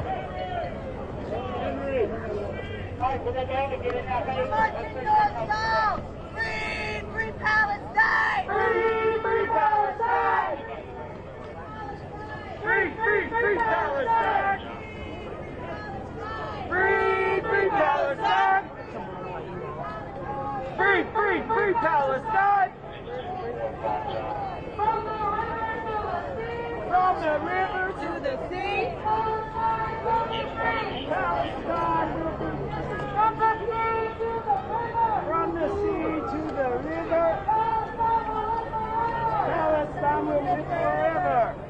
my boy.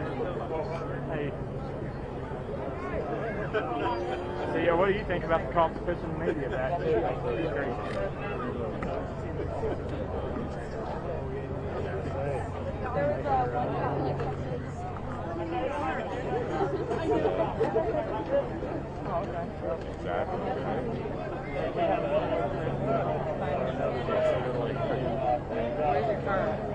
So it's like if he works this way, and he goes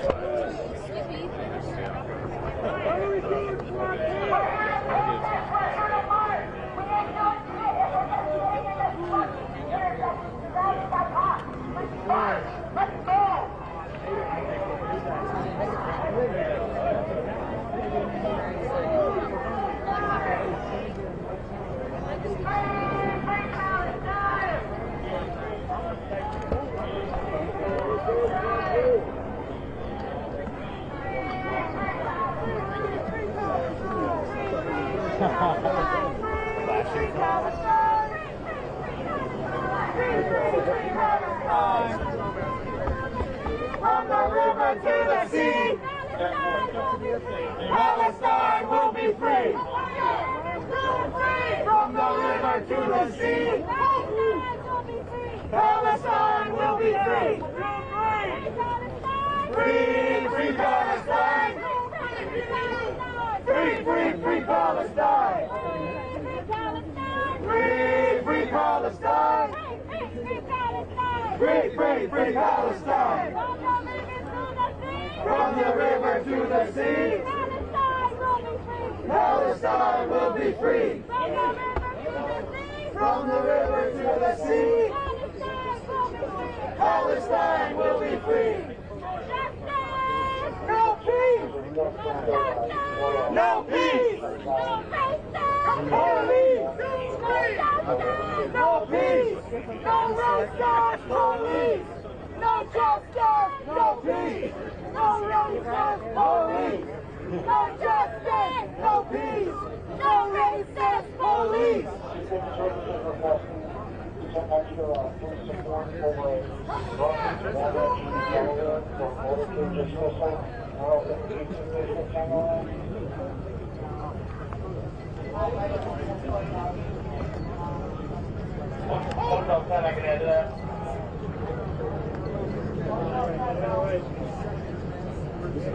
Alright, so we got, we need one.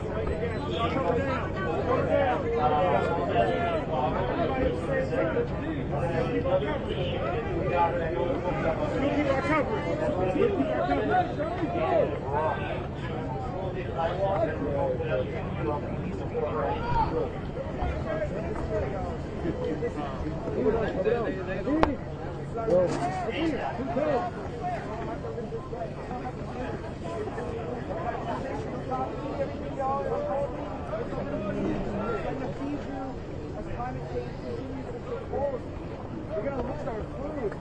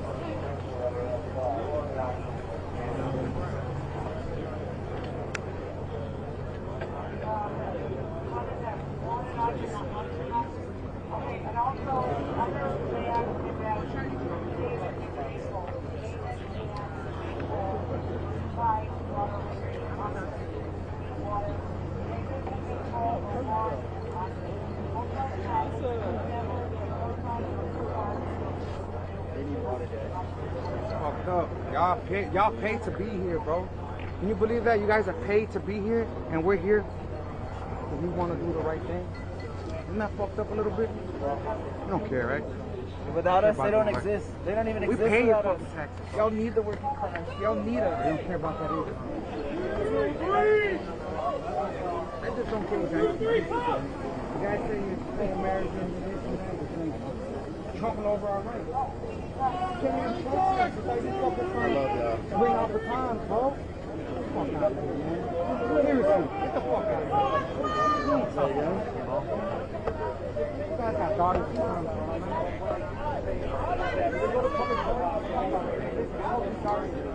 We not like y'all.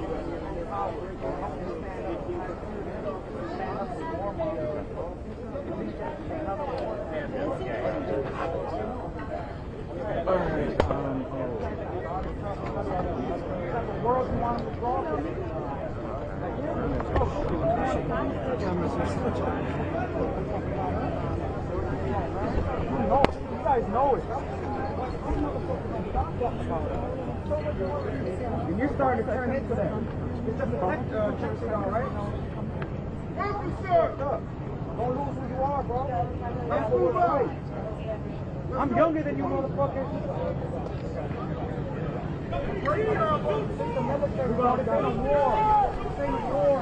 Wait, don't, no. We're brothers over here.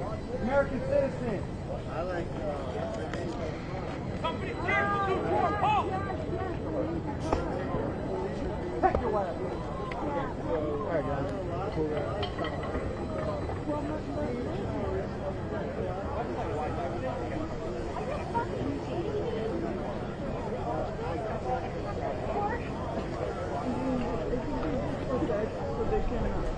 They can continue the time.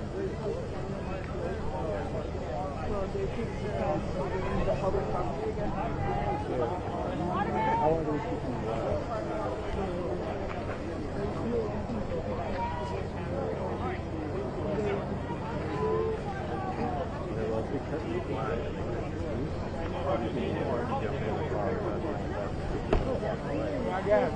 Okay, you want to hit me? I'm gonna watch the camera.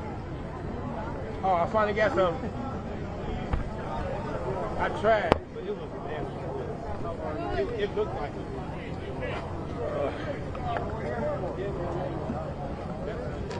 We'd be wrong if we don't step up and say something while these guys are here. Don't you guys want us to say something to these guys? We're doing your business. You know you want to, but you can't because they're your bosses. I know that. We're trying to keep it. The establishment thanks you for your loyal service.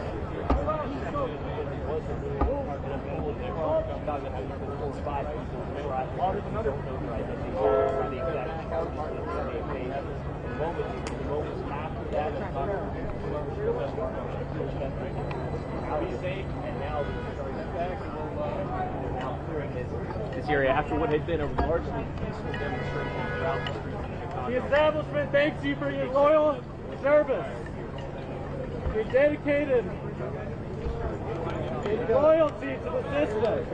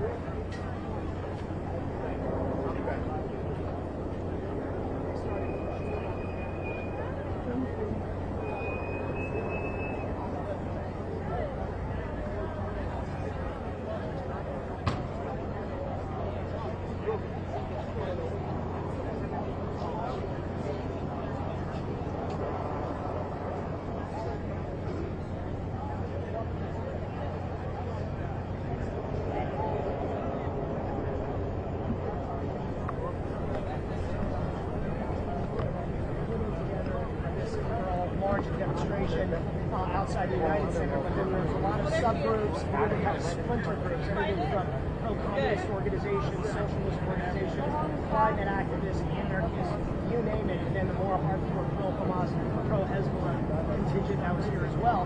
In fact, at one point, we got surrounded by a group of the protesters who spotted me in the crowd. They recognized me, they recognized Newsmax, they got on the bullboard, started shouting it down, and we, due to security reasons, had to leave for a little while before then they started marching, and we marched with them here.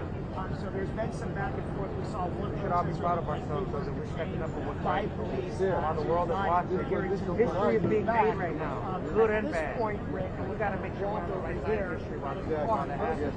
We are, even though they are stronger, they have power, they have support, but we are the right one. They are wrong. They're more wrong. They're more wrong because they have the authority and the power to stop it. That's it. Look what they're doing. They're supporting a genocidal. They're supporting the seizing weapons. So what? Killing children, killing civilians. People doesn't have any food or water to drink. They're trying to feed the military company. All these guys getting rich out of money. The last like 2 hours, we were just like white knuckle refrain. Oh, man. Got to the house.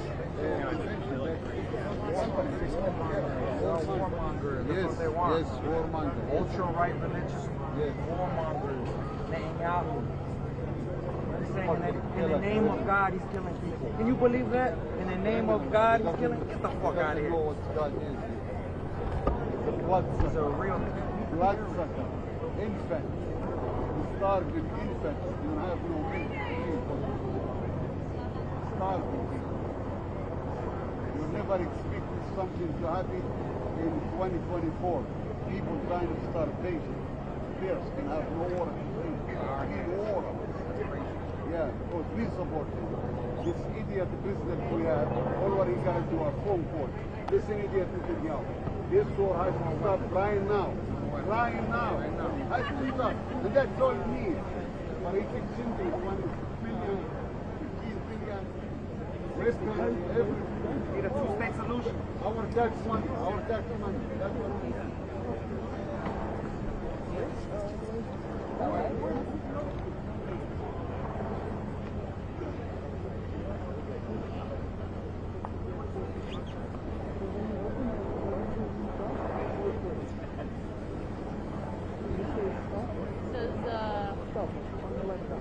On the left, there's a stop.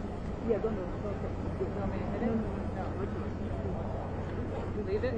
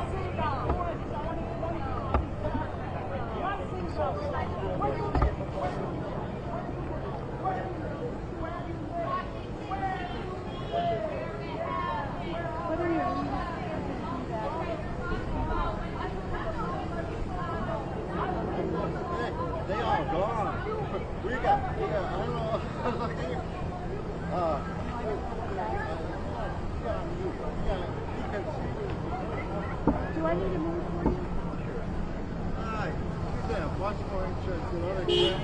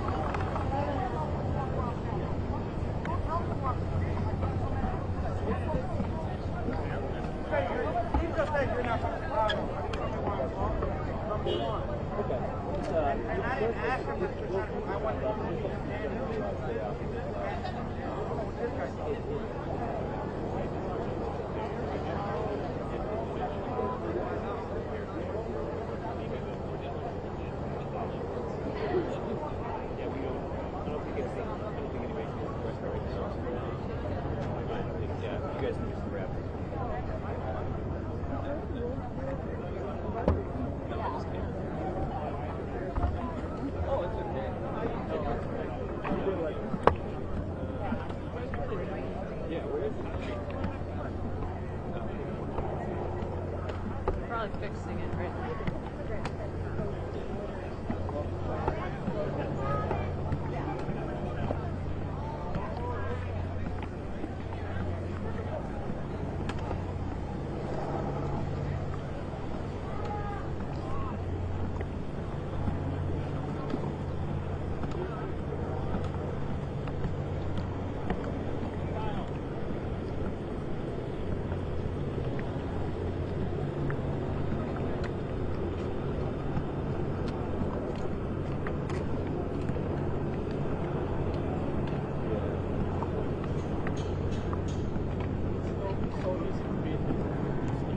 Oh yeah, I love to be independent actually.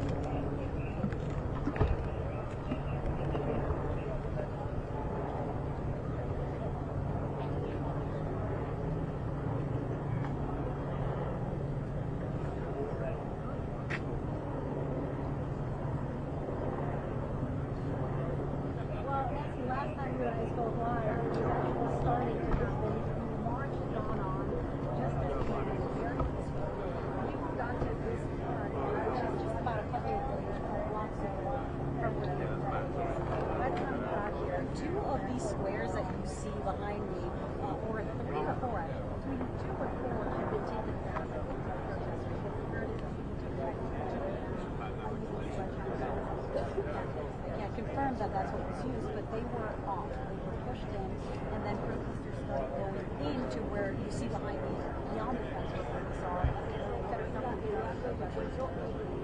we're able to see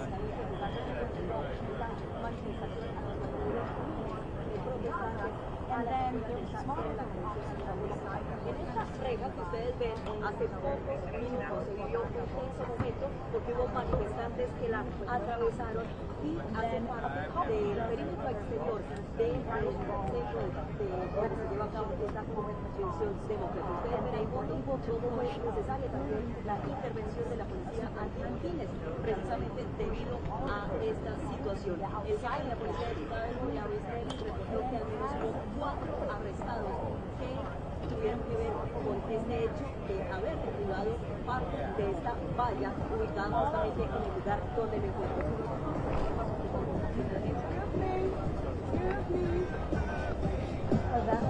Ground one, yeah.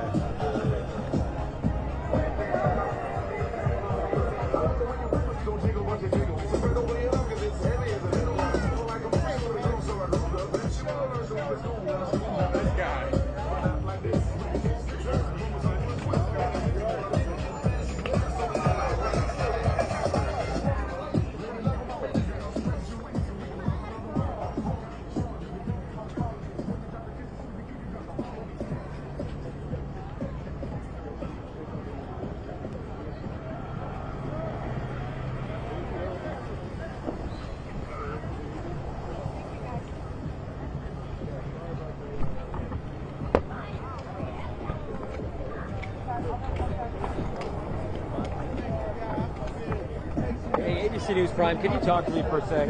Y'all ain't heard that. Ain't nobody heard. They talk about they don't understand the job y'all gotta do.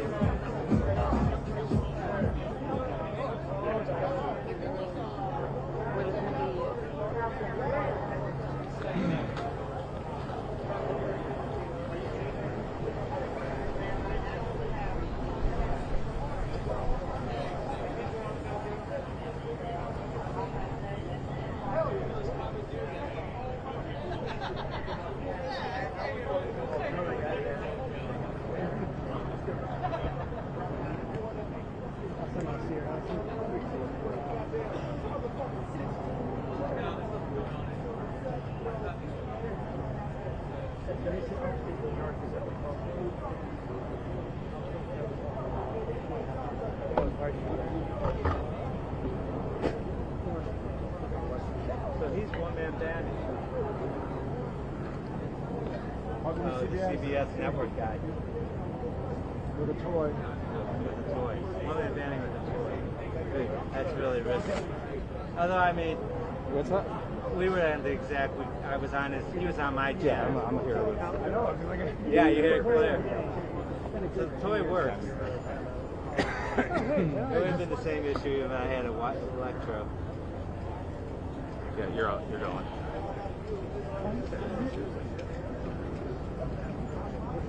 Did we say thank you that we shut it off? Yeah.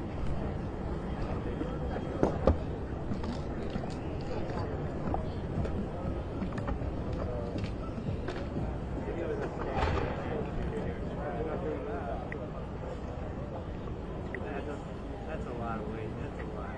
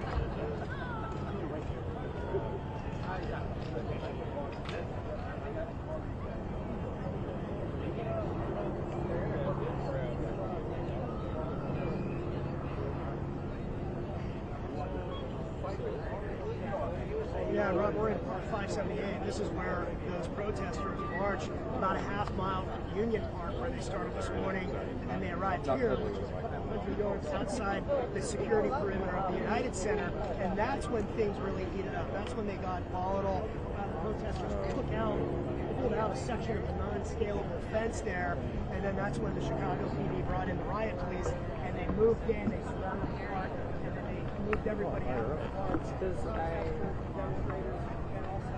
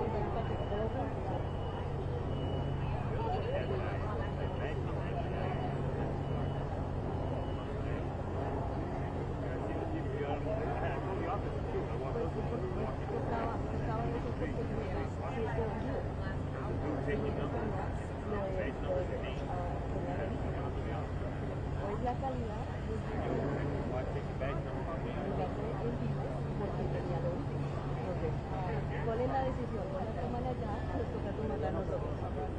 Ella fue con un paquete porque ella dijo, no, ella fue la información de lo que pasó. El paquete era como el paquete que nosotros hicimos. ¿Sí? Pero esa es la cosa. Terminábamos igual. Pero esto fue mejor. Pero teníamos más tiempo para acomodar. Acomodamos exactamente. Se hizo, pero con la mano.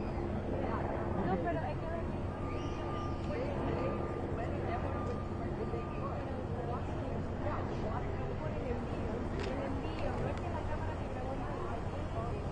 Pero la próxima vez ya le quedan siempre un poquito más de tiempo. Pero imagínate, estamos en la locura.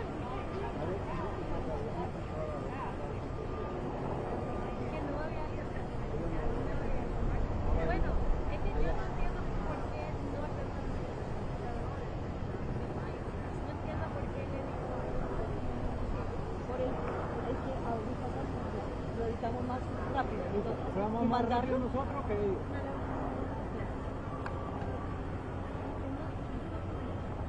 What press are you with? Where?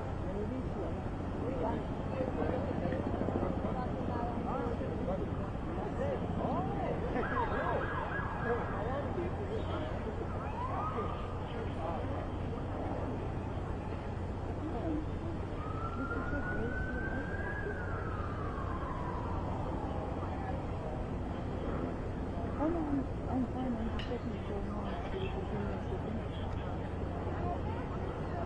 No, they did the phone. They cleared the file.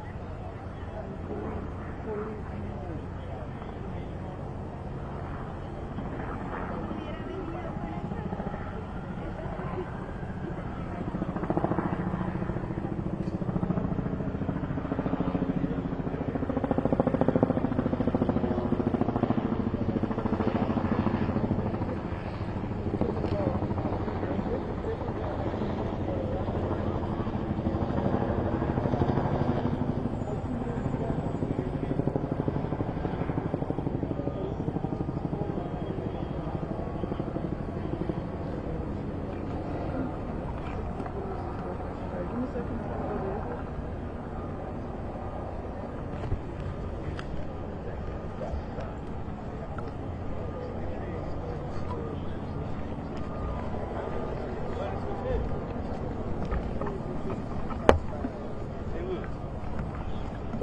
Mad on 22-2. We're right there with you.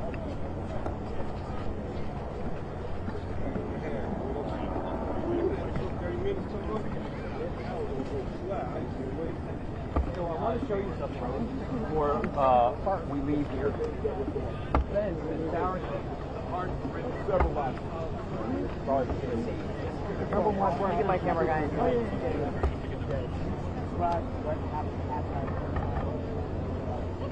They breached the fence. They got into the outer perimeter. They were trying to get into the inner perimeter. They were shaking the fence on the other side. Officers responded swiftly to make sure that didn't happen. Our job here is to make sure that we keep the DMC safe, keep our schools safe, and keep our people safe. We have no idea what they would have done if they gotten onto the other side. But as I said before, we're not going to tolerate anyone who is going to vandalize things in our city. We're not going to tolerate anyone who are going to commit acts of violence. And we will act swiftly on that. As you saw today, our officers acted professionally. They responded swiftly, and it was just a great job by our officers. Can you tell us about the number of arrests and whether or not any officers were... I don't have that exact number right now. We'll have to get back to you. Yes, yes, you can. Have you spoken? One last question. Yes, Have you spoken to the organizers of the March on the DNC? Do you know if this group was... I need you to stop pushing me. Listen, part of the group and the leadership left the park. The other part of that group decided to stay back here and breach the fence. So I'm not going to associate this with the march as a whole, right? You had people who just wanted to have their voices heard, they did that.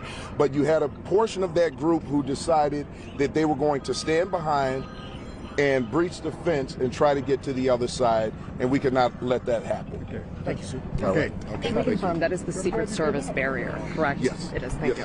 Sir, I'm going to use you'll side with correspondent media. 2 minutes? I promise. Right there in this corner. You could just listen with it. Okay. Okay, Lilia. Okay. Definitely got picked over in the meantime. What's that? Because, yeah, we got it. You have to listen in. We're just not going to do it all day. I'm sorry if that was abrupt. No, that's fine. You just have to, like, they wanted to see the barricades. Anyway, we were just, that was great. All right, thanks a lot. Appreciate you guys. Hey, Dylan, thank you so much. Done. Thanks, brother. Very quick, all right? Super quick. Well, pushing. How are you? Sienna from CBS News. Very good to meet you. Sir, can I just stand there? Huh? Because you're not recording. Can you just No, stand we there? aren't. This is our camera right here. I didn't bump the man. I'm standing right here. Okay, can we switch? Thank you. Yeah? How would you describe what happened today? Well, how I would describe it is there was a crowd that decided to breach the fence, tried to get to the other side where we know the DNC is occurring, and our officers responded swiftly. They responded professionally, they were disciplined, and it was effective. What kind of training are officers undergoing to de-escalate and prevent crime? Our officers have been through de-escalation training. That was the whole purpose of putting our officers through multiple hours of training and having them go through repetitions. So what you saw here was de-escalation. Our officers did not respond with any type of chemicals. We didn't respond with batons. Our officers responded with their hands the way that they were trained to do. If things had escalated to that point, then we would have used what we had to use. But we used the least amount of force to take these certain individuals into custody, and our officers, I just can't be more proud of the way that they responded. What's the planning for the rest of the week? Some of the protests are organized, and there's going to be protests that are not part of this group that planned this today. Stay the course. Our department is going to stay the course. Our department members, our officers proved today that the training works. Our officers also proved today that they can respond in ways that people are not giving them credit for. Again, the way that our officers responded, the way that the leadership team was on scene, calling the shots, leading the officers, I just can't be more proud of the way that these officers responded. And the group that was planning the march on DNC today, have they been, I guess, following all of the communication and all of the coordination with police so far? Well, listen, the group themselves and the organizers, they left the park. They marched, and a large portion of that group marched. So what I'm not going to do is associate the group that stayed behind and breached the fence with their planned protests. There were peaceful people in the crowd. There were people who just wanted to have their voices heard. But again, when you have people who infiltrate a crowd and they want to commit acts of violence, vandalism, we're going to stop them. Nobody is going to come to Chicago and destroy this city. No one is going to come here and hurt people in our city. We're going to protect our city.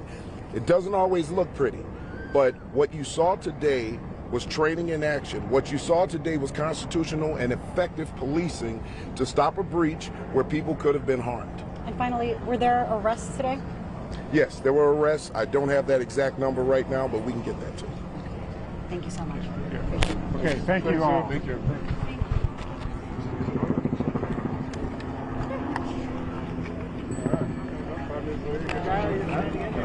Yeah, we did a good job. Thank you so much.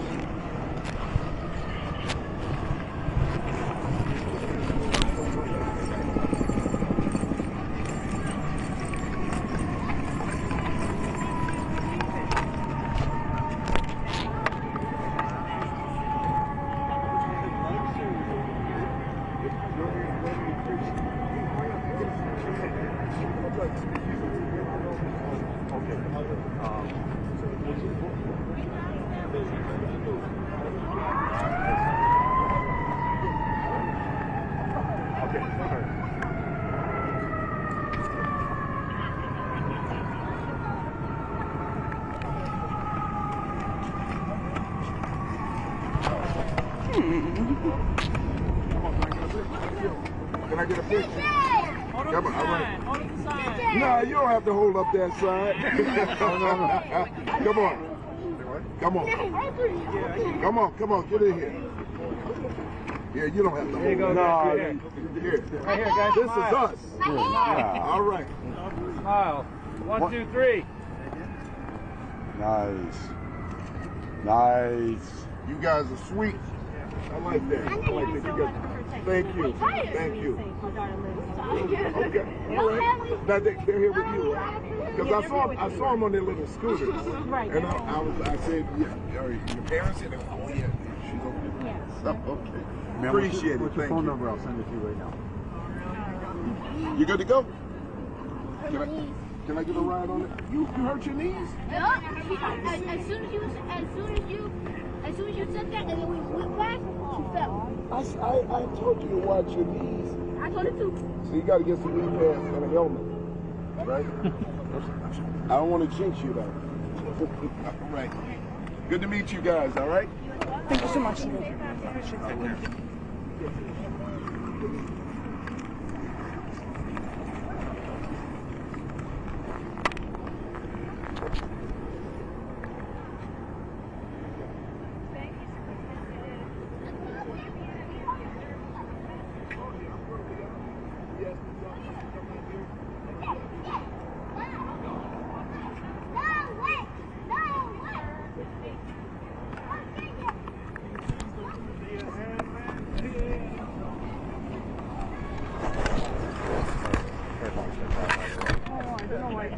Because he actually didn't record anything. No, he was up there. He was just Sorry, yeah. It's okay.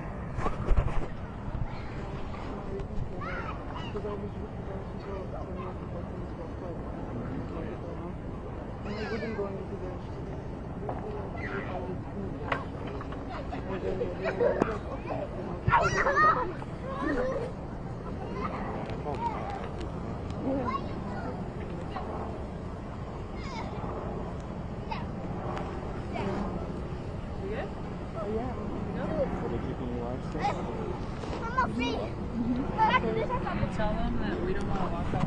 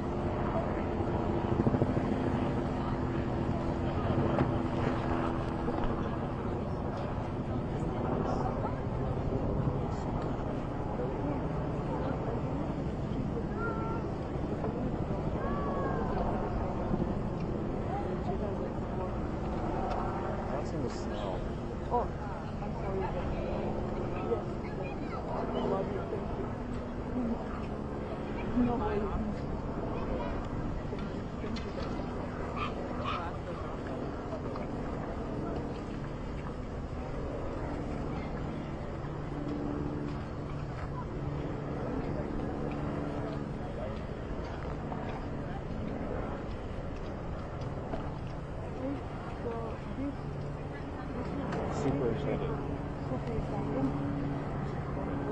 But double check. Box over there says.